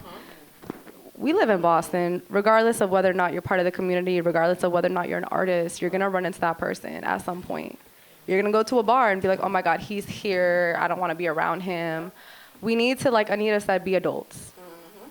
There needs to be a level of maturity. We're all grown. At our big ages, we're still whispering like, oh my God, are they still together? Oh my God, y'all are really still doing that? Like, y'all are really acting like children? So for me, the biggest thing was privacy. The biggest thing was not putting my business on blast. The biggest thing was like, I know what's going on behind closed doors. I love my man, he loves me, and we're gonna carry on the way we wanna carry on. And it's none of anybody's business either. So as an artist, like, if you're interested in somebody, like, by all means, express that, like, do what you wanna do. But at the end of the day, like, I think Kriket was mentioning earlier about boundaries, like not only setting boundaries with other people, but within yourself. People will want to drain you of your energy. People will literally want your energy and make you feel like, oh my God, like I want all of it. Like, absolutely not. So setting boundaries within yourself, like understanding when your nervous system is like ringing, it's time to remove yourself from an environment. And it sucks that in situations, maybe you shouldn't have to. Maybe because other people are making you feel that way, but safety at the end of the day is your priority, right? And again, like I do agree with making spaces feel safer for everybody. If I'm walking into a space, say me and my man weren't together, and like people in the crowd were making me feel a type of way because we weren't together, first of all, grow the fuck up, okay? And if I'm meant to be there, I'm meant to be there. But if I don't feel safe, I will walk away. So my thing is like, Boston is a small city, regardless, again, of whether or not you're an artist. Like, feel free to date whoever you want to date. We're literally adults. And if you feel a type of way about it, if you feel like, if I sense like you're not a safe person, I'm going to walk away and I'm not going to allow you to get any of my energy. Boston is toxic, though. But every city is toxic. Right, every place is toxic. Everywhere is toxic, but yo, No. the thing is, everybody, like you said, everyone acts like a child. And that's just pathetic. But don't generalize, because I have met some really good people, both men and women, and however you want to identify. I really have. And if you're attracting the wrong type of crowd, maybe you should look at yourself. No, but check this out. If you're a creator, you go out to the crowd in your audience, you don't know who's going to be in your audience. But that's why you talk. It goes back to that discernment. You gotta, before you step out, your energy, your soul feels it before. As a performer, you put your soul out there. Okay. That's the thing. And you don't know who's gonna show up to that performance. And that's okay. That's okay, because any space that you enter willingly anyways, you don't know what energy is gonna be there, right? Exactly. Very true. So being able to know how to vet. It's okay to say you have to brace yourself for whatever you're gonna get yourself Absolutely. involved. It's armor. It's armor. I agree with you. But boundaries that you have within yourself, which is what I said, right? But all I have to say is, like, if you're gonna be in somewhere in Boston, right, and you're gonna put yourself out there, you have to be prepared for whatever comes. Absolutely. Like, and that's the thing is, a lot of creators don't do that, right? They have a lot of best intentions in their soul. They're like, yo, I'm here to push out positivity. They don't understand that there's always gonna be somebody to attack you. I've been in spaces where I am no longer friends with certain people. At the time, I was like, I thought they were my people, my friends. But now when I'm in spaces with them, I know, because of my own experiences, I'm not going to have a conversation with you. I'm not going to be within 6 like 6 feet of your vicinity because I don't feel safe and my nervous system is going off. Absolutely. Which is why But I understand, absolutely. No matter where you are in the world, though, it's not just Boston, right? No matter where you are, you're gonna be in spaces where maybe you may not feel safe because of X, Y, and Z person, right? But you need to understand your own boundaries and trust your soul before anybody else. Because if your nervous system is going off and you do not feel safe, you need to remove yourself from that environment. No matter if you're in Boston in the community, or if you're in New York, if you're in Mexico, if you're in France, no matter where you are, you will encounter that. But I'm just saying that there's also good people, and not to generalize that don't date in the community because everybody knows your business. Keep your shit private then. Keep that shit private. Or just don't date here. Yo, but don't be but the thing is like the thing is I don't even talk about my kids. I don't talk about any of my personal shit because that's the state of vulnerability, right? The second I talk about my kids, my daughters, like what I do on a regular basis, there's always someone who's like, yo, so who's your this? Who's that? And it's just like, yo, I don't got time. Okay, but that's the thing though. You have the choice to not answer that. For sure. Okay, so what's the problem? That's what I'm confused about. It's like, but let me talk for a second. So I just feel like everywhere you go, like, first of all, with my poetry, I'm the most vulnerable person I know when it comes to my work. There's very few people that I know that get more vulnerable than me. I talk about everything because it is my voice, like I said earlier. It's my lifeline. So I make the conscious decision to get up on stage and share my story, my truth with strangers because I know there's at least one person in the room that has gone through what I went through and needs to hear that there is survival on the other side. When other people and a lot of people come up to me after shows and have a lot of questions, that comes with being an artist. That comes with being a performer. That comes with getting up on stage and being vulnerable and being the feature or whatever. Like, that comes with it. So you can't complain about it. And if you're gonna complain about it, you gotta get off the stage. Come on, for sure. You know what I'm saying? So like, you can't complain about it. People are gonna ask you stuff. They're gonna be invasive. People are nosy as shit. They're gonna be invasive. You have the. I'm not finished. Hold up. Because I let you talk. You know what I'm saying? Like, let me. I'm listening. So, people are gonna be invasive. Whatever. That doesn't mean you have to answer things. Like she was saying, you have to have your own boundaries. You have to build your own boundaries and know what you're comfortable sharing and what you're not comfortable sharing. Right.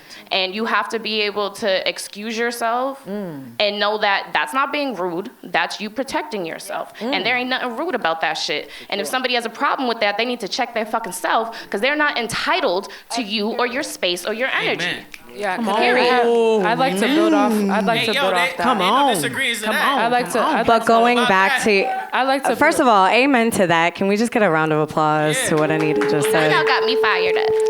I mean, we sitting right next to each other. You already knew what type it was. To answer Mashari's question, which was choosing sides.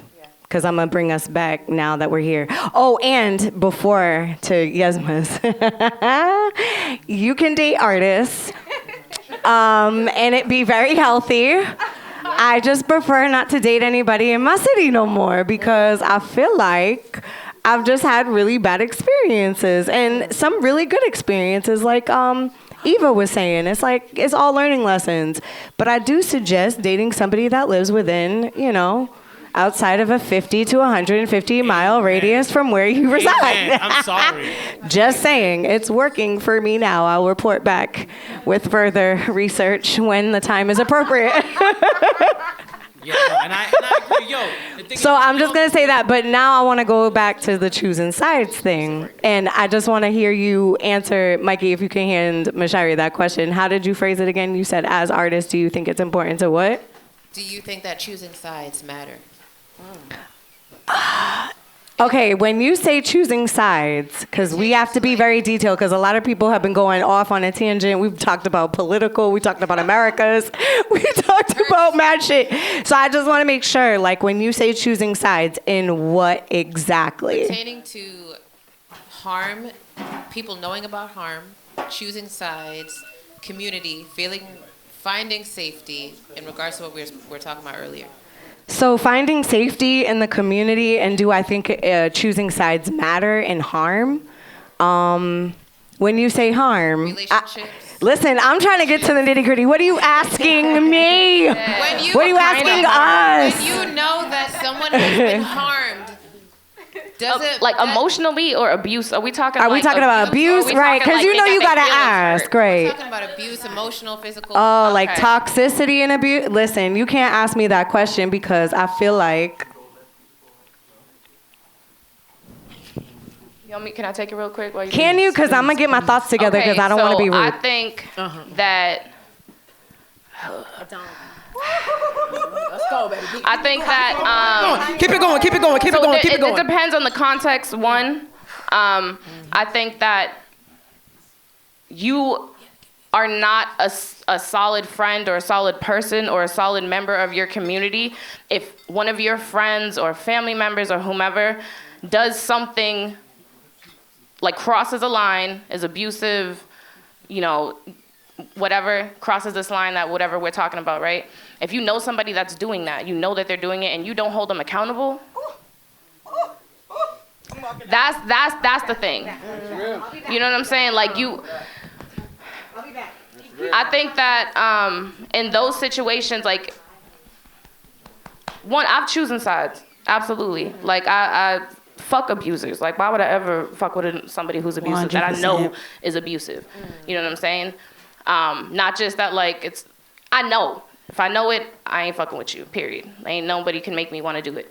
At the same time, I know people who have been not necessarily accused of abuse, but, like, they're kind of teeter-tottering a line. And when I learned of it, I had a real ass conversation with them. I'm like, this shit is not cool. Like, I'm not fucking with people who do this. Come on. So I did my best to hold the people accountable. If whether they chose to change their ways and be a better person is one thing, and I'm still rock with you and give you your grace and let you learn. But it also depends on the severity of the incident, right?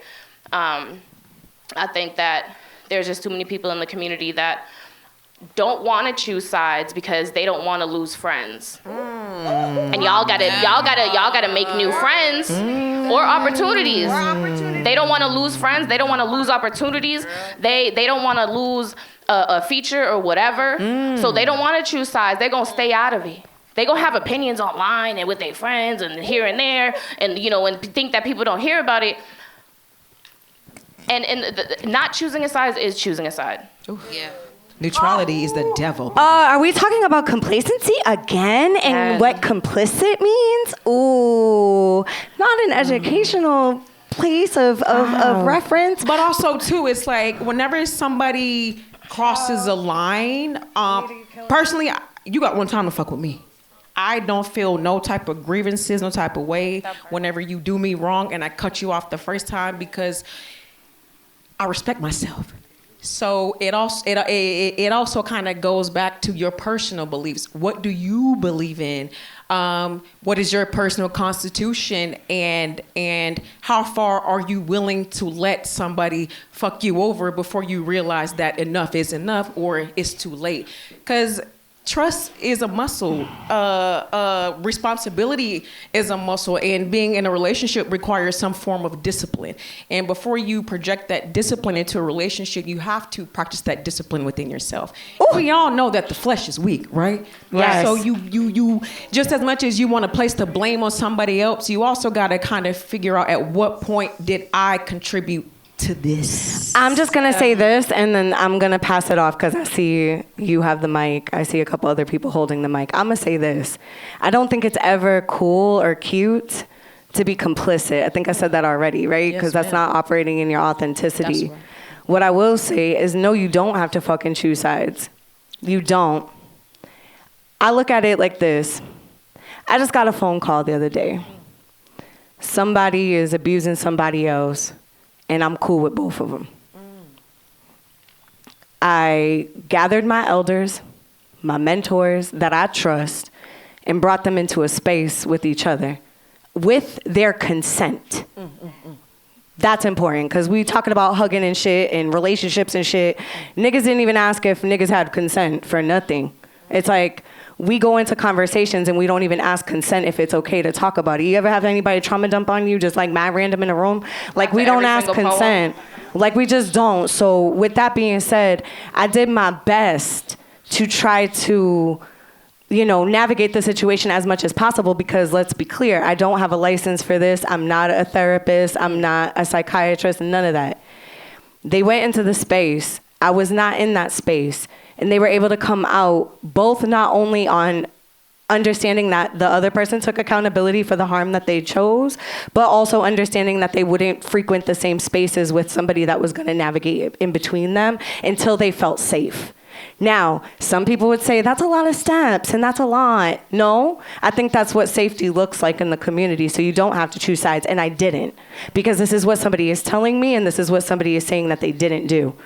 So either way, when we use the word alleged, that's when you place that in here because it's alleged. I don't know. I wasn't there. So for me to act like I was there that's not even part of the conversation that we're having. At the same time, was there proof? Once I saw the proof, I was like, oh, okay, there's actually pictures of this harm, which is very traumatic. This person was going to blast all that trauma online, which will bring me to my next point in a second. But they was going to bring that trauma online, and I was like, no, let's get into a space with people that actually know this work and do this work for real, and let's try to figure out a solution that can make you feel safe, because you all are going to have to operate in the same space. And because I come from that and nobody did that with me or my situation, I wanted to make sure that I was doing my due diligence instead of just walking away, instead of being like, well, I don't know, I'm kind of cool with both of you. Bullying is also a thing. I was just bullied online for 15 days, and I've seen even some people in this room, kiki and ha-ha, with the bullying that was happening online. Now, I'm not saying as a community everybody gotta fuck with each other, because you don't. Not everybody's energy is gonna mesh with anybody. But at the same time, when you are making sure that the sides are blurred, you're riding the fucking fence. I will kick you the fuck off on the other side and keep it pushing, because at the end of the day, I'm not a fence rider. Either you're gonna stand up again, this all comes back to fucking integrity. And if you ain't got none, cool, stay the fuck over there. Come on now. But don't create platforms, don't curate spaces, don't gather people into spaces when you know it ain't fucking safe for fucking everybody, bro. Because now what we're stepping into is elitism. Popularity. What is that other word we use in high school? Cliques. That's not cool. That's also choosing fucking sides. Because like Anita said, opportunities. I don't want to miss out on an opportunity. So I'm going to align myself with people that I know that are harmful, even though I know that they harmed somebody else on this side. But then I'm going to also align myself with this person that I know was harmed. And I'm going to align myself with the person that I know that harmed them. And I'm going to just stay in the fucking middle like it's fucking cool. Not understanding, like I said earlier, optics. If you're fucking cool with my abuser and you doing a show with me, what the fuck does that make me? And no, that's not your obligation to give a fuck about me. But what did Kriket just say? That's you. If you cool with being like that and moving like that with you, just also know that other motherfuckers see you move like that too. So if you lose friends or people choose sides on you, then I don't want to hear shit. Clock it. We run that Without consent.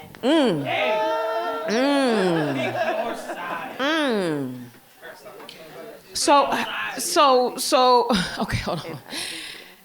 Can we all just take a collective, big old deep breath?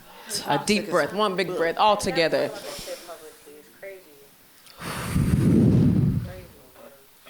3 times, 2 more times. Last time.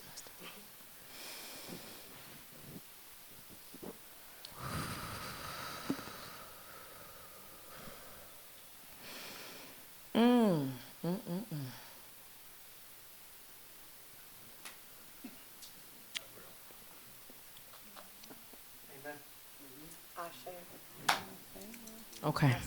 Let me check in with everybody. because I know how I'm feeling right now. I want to cry, but I want to check on y'all.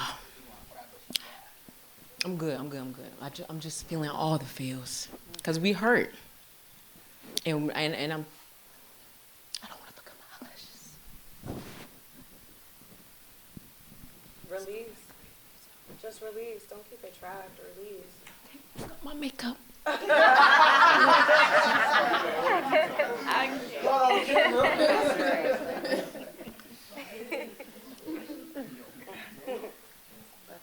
But I'm feeling y'all. You got another question? I'm feeling y'all. How y'all feeling? Y'all good?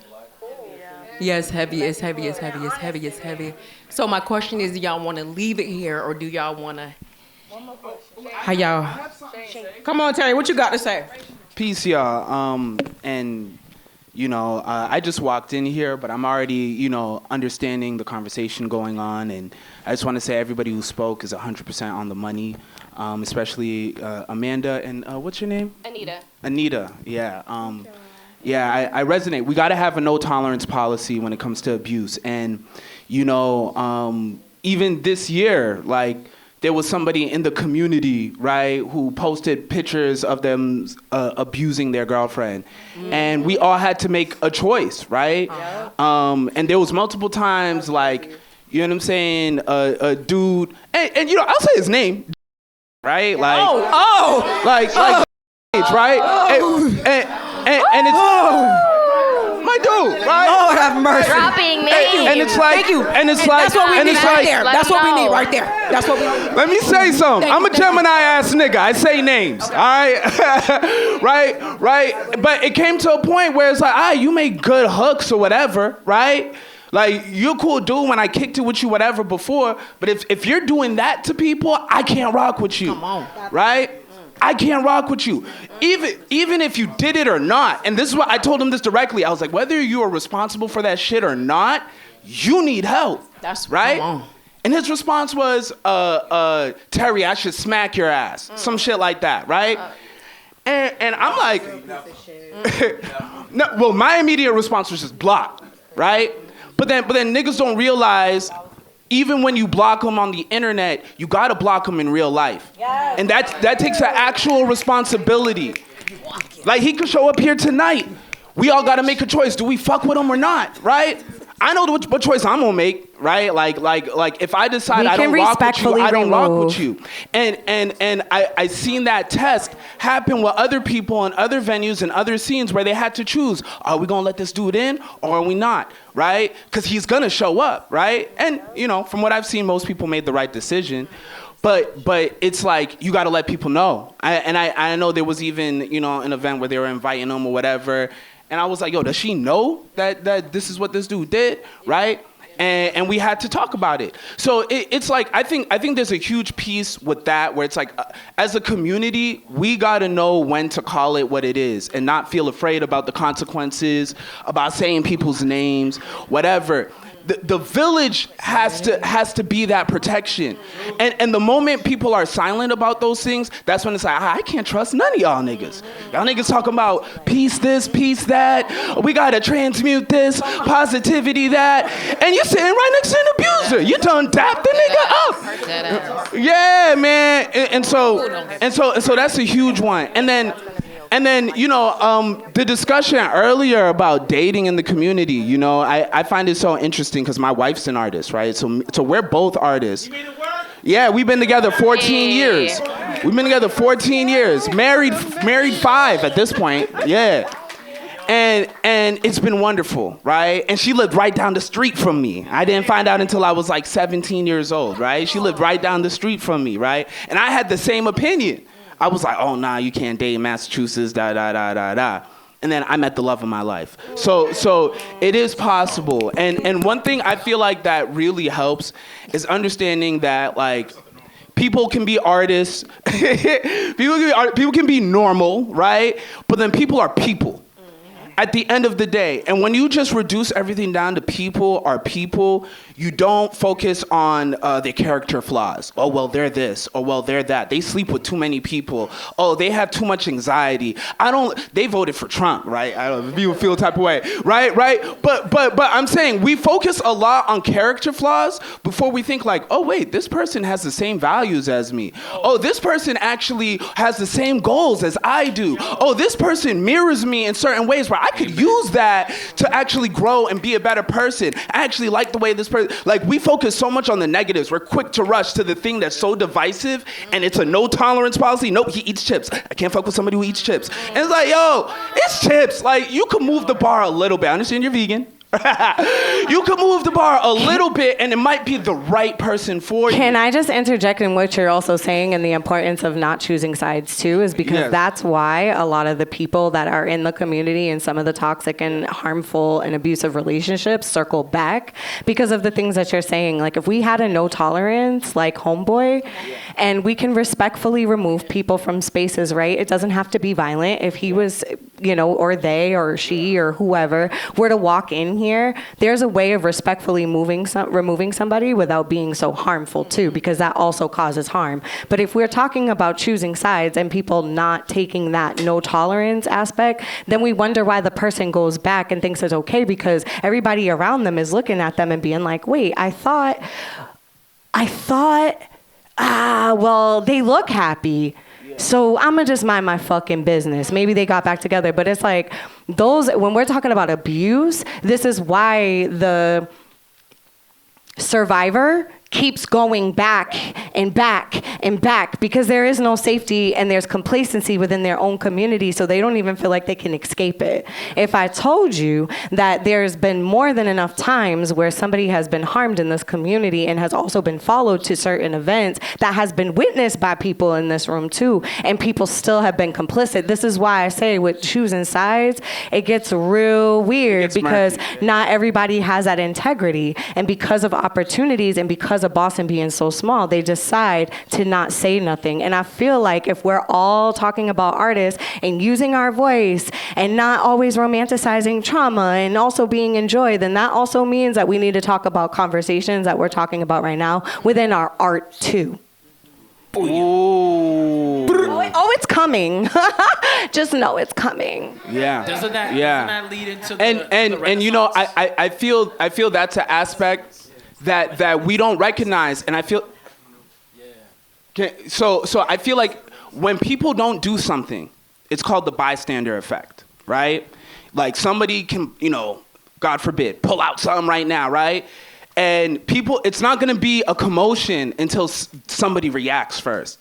If nobody reacts, people are going to think, okay, maybe this is normal. They're going to just wait to see what happens. People don't act in crises. People don't act in emergencies. Right. People freeze a lot of the time. And the social media culture drives it even more because we're spectating wild shit. You're watching a thought twerking 1 second. The next second, it's somebody getting in a car accident. Yep. The next second, it's somebody getting their brains blown out. Next second, it's a child doing a TikTok dance. And you're getting desensitized to real life situations that when they happen in real life, you don't realize it's real life, nigga, and you have to act.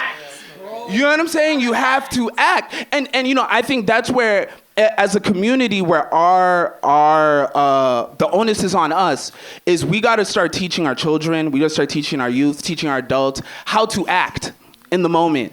And what it looks like to act in the moment, and how to know when boundaries are crossed, when to say something, when to do something, and what to do. Because anybody here get taught that in school? I ain't never get taught that in school, No one's gonna teach that with an iPad, bro. Like everybody sticks their kids in front of the iPad. Nobody's teaching their kids morals today. Like it's so pathetic. Like. To take your kid out, like I take my kid out. I hate bullying. Somebody said something about bullying? I fucking hate bullies, dog. I was bullied. So when my daughter comes home and says, I got a bully, I'm like, yo, tell me what a bully is. I'm gonna write a letter to the teacher. I'm gonna write a letter to the bus driver. I'm gonna write a letter to everybody because I know nobody sticks up for you. No one's going to stick because somebody said, everybody's just bystanders, just watching this shit happen, and no one's gonna stick up. And sometimes you have parents that don't want to stick up for their own kids because they're like, yo, you gotta grow up like that. No, you're the fucking advocate. You better stand up for your kid before somebody steps on your fucking kid. You know, so like, for me, don't get me started with the bully shit, but yo, we do have to stick up for each other. We cannot keep turning a blind eye. That shit is pathetic.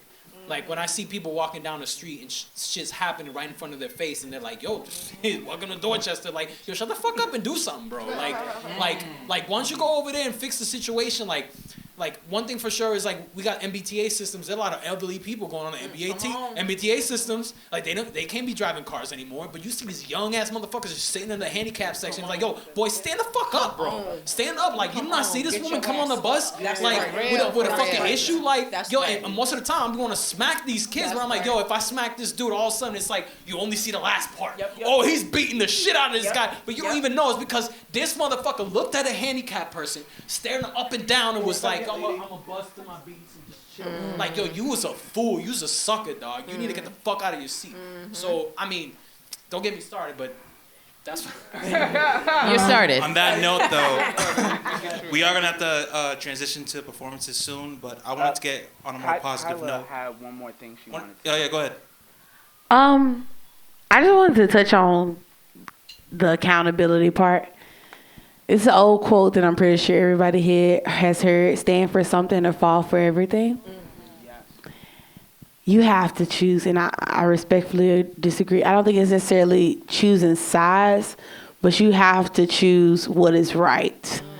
There's always going to be a wrong, and there's always going to be a right. When it comes to a relationship within people, I love what Amanda was saying earlier about being the mediator between that, rather than being like I'm going to push the beef and say, you the motherfucker that's wrong, and I'm going to choose this side and say, fuck you.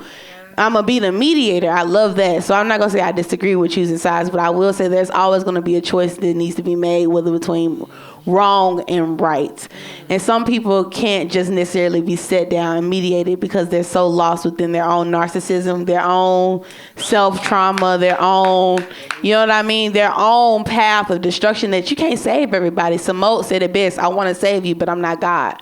I want to heal you, but I'm not God. I want to deliver you from all the bullshit you going through. I do. I love you so much that I want to see you better, but I'm not God. So at a certain point, it becomes a place where you have to take accountability, you have to take responsibility, and you say, well, this is the person that's been abused, this is the person that's being injured. We sat down and we had the mediated conversations, but now it's time to remove this person from community because this community is said to be a safe space. You're making it unsafe. You have to be ostracized from a community in which you're creating ostracism. You know what I mean? You have to feel the medicine that you've been delivering out. That's the responsibility, and I think I've been touching on that so much today, is that as artists, as poets, we have so many responsibilities within our community to uplift each other, to protect each other, to hold each other accountable for the shit that we do. You understand?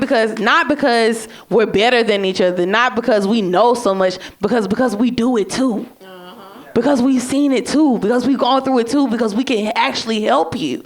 So when it comes to making somebody safe, when it comes to making somebody feel seen, feel heard, if somebody comes to you with that shit, it's your utmost responsibility, motherfucker. Come on, shawty. To make that motherfucker feel safe. What Amanda said earlier about pulling together all the mentors I got, all the motherfuckers I can reach out to mediate the situation, that's your utmost responsibility as a poet, as an artist, as a member of the community who has been welcomed in and trusted with this information. You understand? So I think all of this comes back to accountability. It all comes back to responsibility. It all comes back to holding not only everybody around you, but yourself accountable. How can I show up in this community for the things that I stand for the reasons that I actually came for. And the end result will always be rewarding. It'll always be a friend crying in your arms, somebody telling you, hey, I didn't commit suicide because of your poem today. Somebody saying, hey, I was having a hard time in school, but because you sang that song today, I felt good. You might be busking out on, I tell you right now, I'll be busking out on the street and somebody will drop $100 in my bucket and say, you sang for woman today. I felt something that day, and bitch be needing weed, bills paid, but it'd be something much deeper than that. So you always have to recognize the deep responsibility that you have, because it's a God-given talent. It's a God-given gift to be able to translate beyond race, beyond gender, beyond sexuality, to talk to somebody. So that's my whole piece on that. And just to add to that really quick. What you can also see is when you practice discernment and integrity within yourself, you can actually see where the toxicity is. When I was getting dragged for 15 days online, there was multiple people tagged in that post. And for me, I'm like, I know you laughing because you saw it, but it's like, people thought I was being complacent because I didn't want to address it. But at the end of the day, I was like, well, I spoke to my mentors and people I trust, and they always told me negativity sometimes needs silence, because when you feed into it, it just makes it grow. And there was no need for me to feel defensive in that moment at any of those things. But these are also people who are in positions of what quote unquote power looks like that are tagged in that. So if anybody with a right mind and discernment was looking through all of those comments, was looking through that entire post, not one of those people that had something to kiki or say negatively or feed into the drama ever come to my front door and be like, yo, sis, what the fuck happened? So for me, I was like, oh, okay. How many motherfuckers was tagged in this shit? 54? 15, 20, I don't know the number, but block. For me, I was like, it was just, I'm an air sign just like Kendrick. He a Gemini, I'm an Aquarius. We have low tolerance. Niggas is lucky if I come out of my house. I really like being home. That's a real thing. So with that being said, it's like you can see who's being authentic, who's in it for the drama, who's in it for the toxicity, and not for the actual community. Again, we're about to get to performances soon, but I just want to take some time because, it's about the end of the year, and a lot of people said, Boston's made a lot of strides within the community, and we're even going through, some sort of, Boston Renaissance where, we're getting stronger. And I think even one of the conversations we're having here is a reflection of, the community is so strong that we need to have these conversations. So I wanted to ask people, what have they seen about Boston coming together? What have they seen about artists kind of making strides? What have they seen in our community getting better? And if we can take a few moments to kind of talk about that before we transition, I think that possibly would be great. I think for me, and I'm going to end on this, is I feel like Boston is doing a lot better. I feel like we are building, we are growing, we are evolving. And I'm going to go down the couple quick gamuts of things that I've seen. For one, we're welcoming in more hip hop. That's always a plus. We can always clap it up for that, because if you're doing your math, 6 years ago, we wasn't at the Paradise Rock. We wasn't at Brighton Music Hall. Artists from here, homegrown. We wasn't having as many festivals. I think BAMS Fest is one of in the City Hall engagement grant is a really awesome example of how much we've seen cultivation. We've also seen the mayor, whether people are with her or not, but we've also seen the mayor allocate a lot of funding and a lot of grant opportunities through the city for artists to be able to cultivate, because we are an ecosystem. And when I get booked for a gig and there's an hour worth of time, I'm looking at my peers to who can I share that bread with, who can share the stage with me, just like other artists are doing the same thing. So we're cultivating financial stability through each other when we all work together. Another thing that I've seen that's absolutely beautiful is education being on the top tier and the top priority of most folks, especially artists in the community who are now transitioning into teaching artists who weren't as many as there were before COVID, and being able to be power professionals and being able to be placed in Boston Public Schools so they can see people that are really doing this for real outside of the educational system. Another thing that I've also seen is conversations and platforms popping up that are about positivity and not just dragging people's albums or dragging people's projects or sitting there clowning people for their efforts. I've seen a lot of positivity actually happen. I've seen a lot of people make amends with each other. Once COVID happened and people were put back into spaces with each other, I've watched a lot of people actually like come to an understanding and put whatever burdens that they had before with each other to the wayside, understanding that we're in here to do what we need to do and raise everybody's voices. Because if we're sitting here siloing people, ostracizing people, blackballing people, that does a disservice to all of us, regardless if you think so or not. It doesn't gotta be you, but the fact that that can happen, I'm in rooms with people when we have conversations, they'd be like, no, we don't want to book that artist. They have too much visibility. And it's like, whoa, wait. What does that even mean? Because at the end of the day, nobody should be acting hood celebrity, hood famous, or any of those things, because nothing, we're all in fucking Nubian Square right now, nigga. I'm gonna see you take the bus in a few fucking minutes. I'm gonna ask you if you need a ride home. So this level of like celebrity that some folks are carrying around needs to just stop, because at the end of the day, what I saw when COVID happened was everybody became on the same level. Everybody had an opportunity and a foundation to regrow their brand and pop out and actually collaborate, because the people at the top are collaborating. The people at the bottom are fighting. And I'm not doing none of that. So for me, what I see with Boston is also extending the opportunities outside. Like I was literally just having a conversation with Anita, like, I want to bring poets from other states to Boston without making Boston poets feel a way that they're not getting that spot. But it's like, let's be clear. If you're not traveling because you don't have sustainability here and you're just going from gig to gig to gig to gig to gig to just pay your rent, you're not going to fucking go to Philly.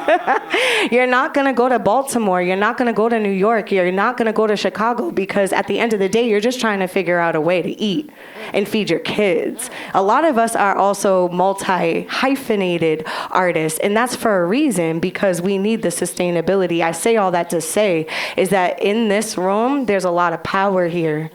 There's a lot of collective here. And what I've seen in Boston in the last 10 years is people actually trying to put their shit aside and actually do the most.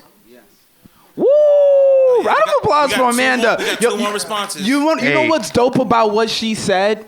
Is first of all, she's an Aquarius, right? Right? She's an Aquarius, right? And Aquarius represents the great equalization.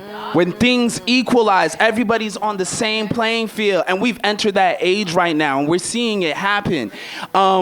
Where I will build on top of that too is Aquarius also represents like groups, right? And community. And we're seeing people build their own orgs, right? We're seeing people build their own programs now, where it's like, we're not just operating as individuals anymore. We're operating as teams. We're operating as families, right? Communities and villages and tribes, right? Like Show and Tell is a like come meet the family, right? You guys are moving, right? Round of applause. Come meet the family, right? Right? You guys are operating with that energy. We're operating with that energy, right? That's why we're all in this room right now, right? We have Heal the Hood. We have Beat the Odds. We have Transformative Culture Project.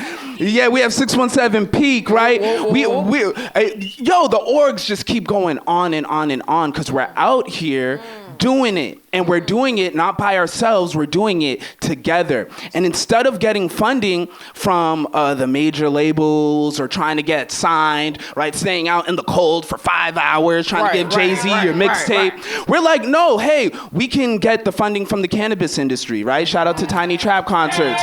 We can get the funding from the nonprofit, right? We can get the funding from the federal. We're finding other ways to fund ourselves, right? And we're in an unprecedented space. It's a wild west out there, and we're deciding the rules.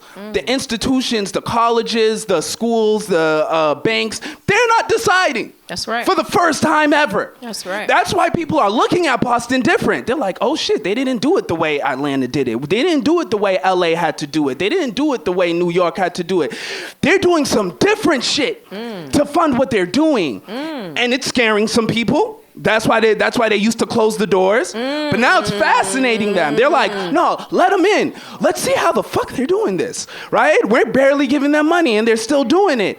And they're getting people to sell out these shows. They're getting people to fill the seats. They're making an impact on the community and they're fighting for causes that, shouts to Mayor Wu, right? But like normally she would probably have to allocate millions more to some other shit if we weren't out here doing it for her. So when she gives us the bread and the funding, right? She's like, word, y'all are making me look good, right? And it reminds me of something that Jimmy Jam told me. I met Jimmy Jam from Jimmy Jam and Terry Lewis, right, recently. And I was like, I'm a huge fan of Sounds of Blackness. And I was like, yo, how'd you do that with Sounds of Blackness? Like, what was the sauce in there as a producer? And he told me, he was like, you know what the secret is?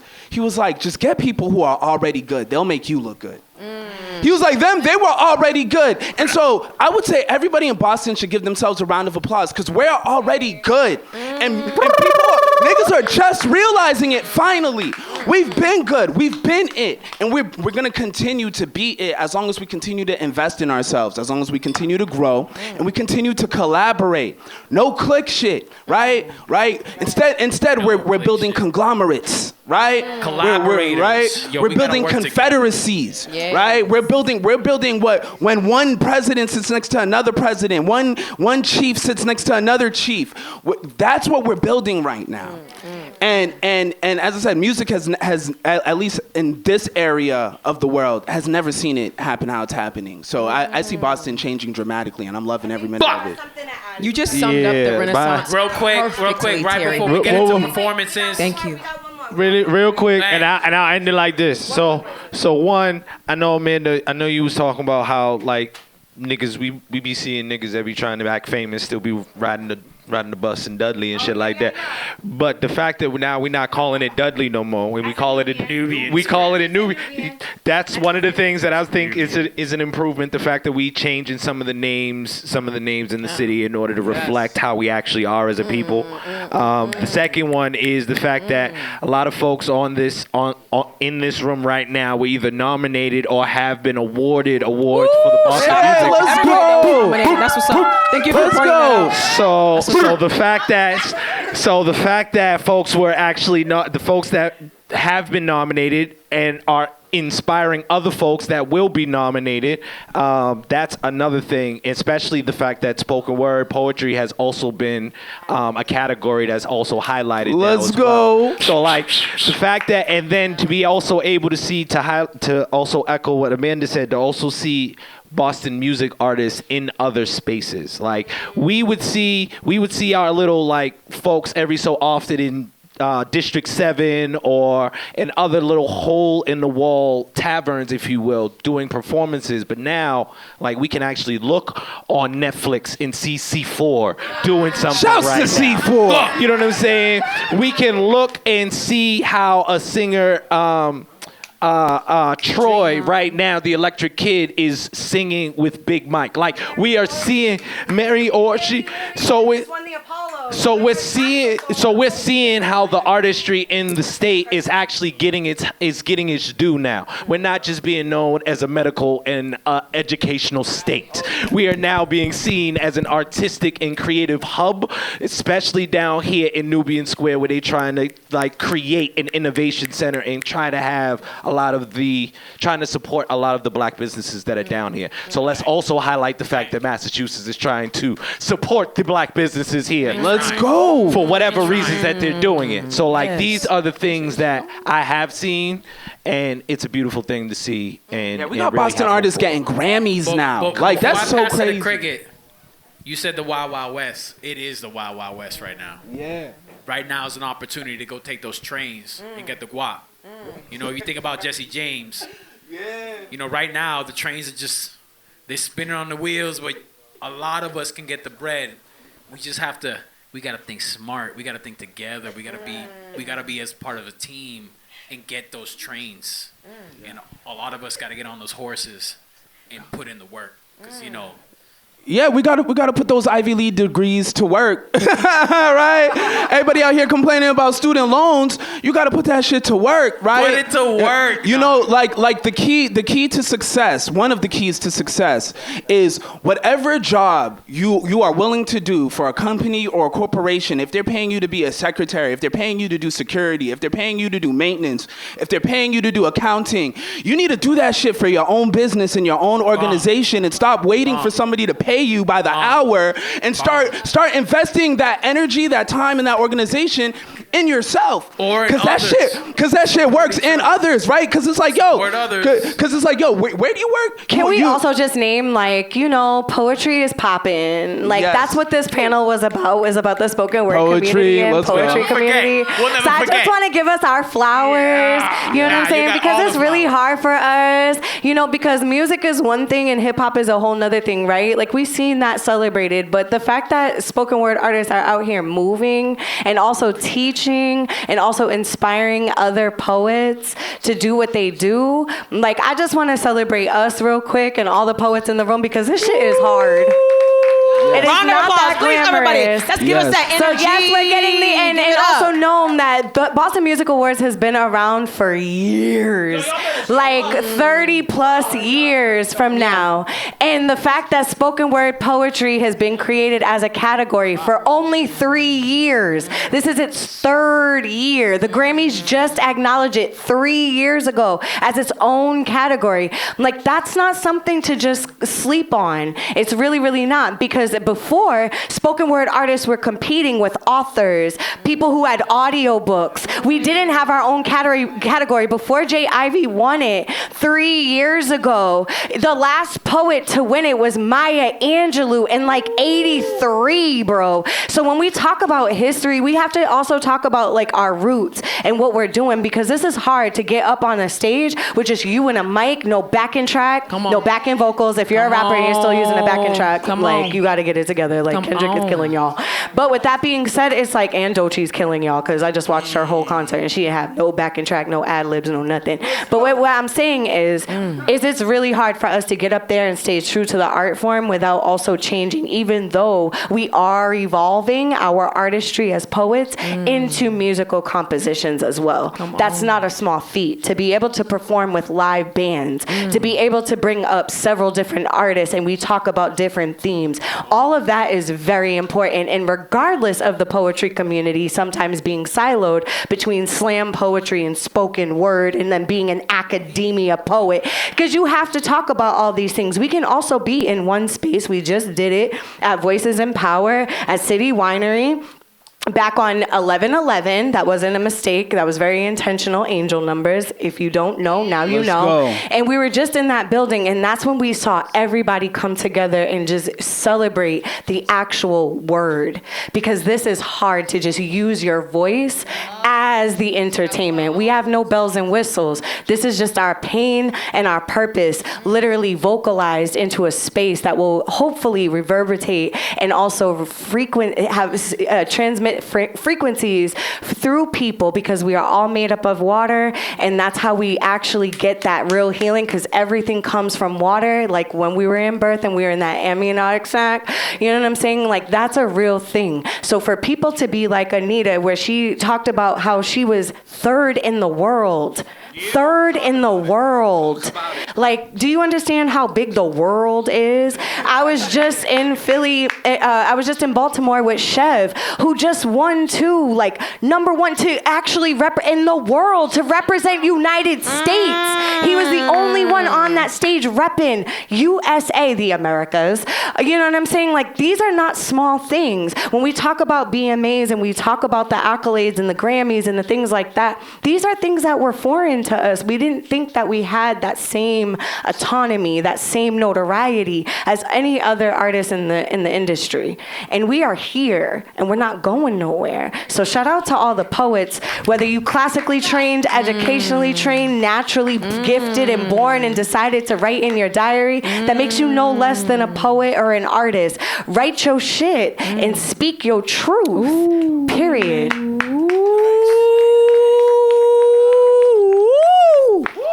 How y'all feel about that? How y'all feel about this? All right. You know what I just realized? No, we're on time. Hold on. Bro.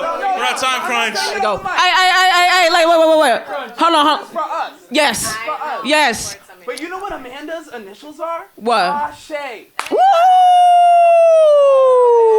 I just realized that. And with that, it's time to listen to everything that you just talked about, because that's what we're here to do tonight. We are here to listen to everybody talk about their pain, talk about their purpose, talk about their trauma, talk about their love. And so we're going to wrap up this part of the parlay poetry. We're going to intermiss for a little bit. Hug, kiss, whatever. Go smoke your shit. Go take a shit. Go pee. And group photo. You want to do a group photo? Group photo. All right, we're going to do the group photo. Then we can do what we got to do. Then we'll come back. And our pros will hit the stage. Group photo. Everyone come to the stage. Everybody come to the stage. Cricket, tell everybody come to the stage. Everybody come to the stage, baby. All the poets. You gotta come to the stage. All of the poets, everybody come to the stage. If you here, come up here. Hey. Yeah. Let's go.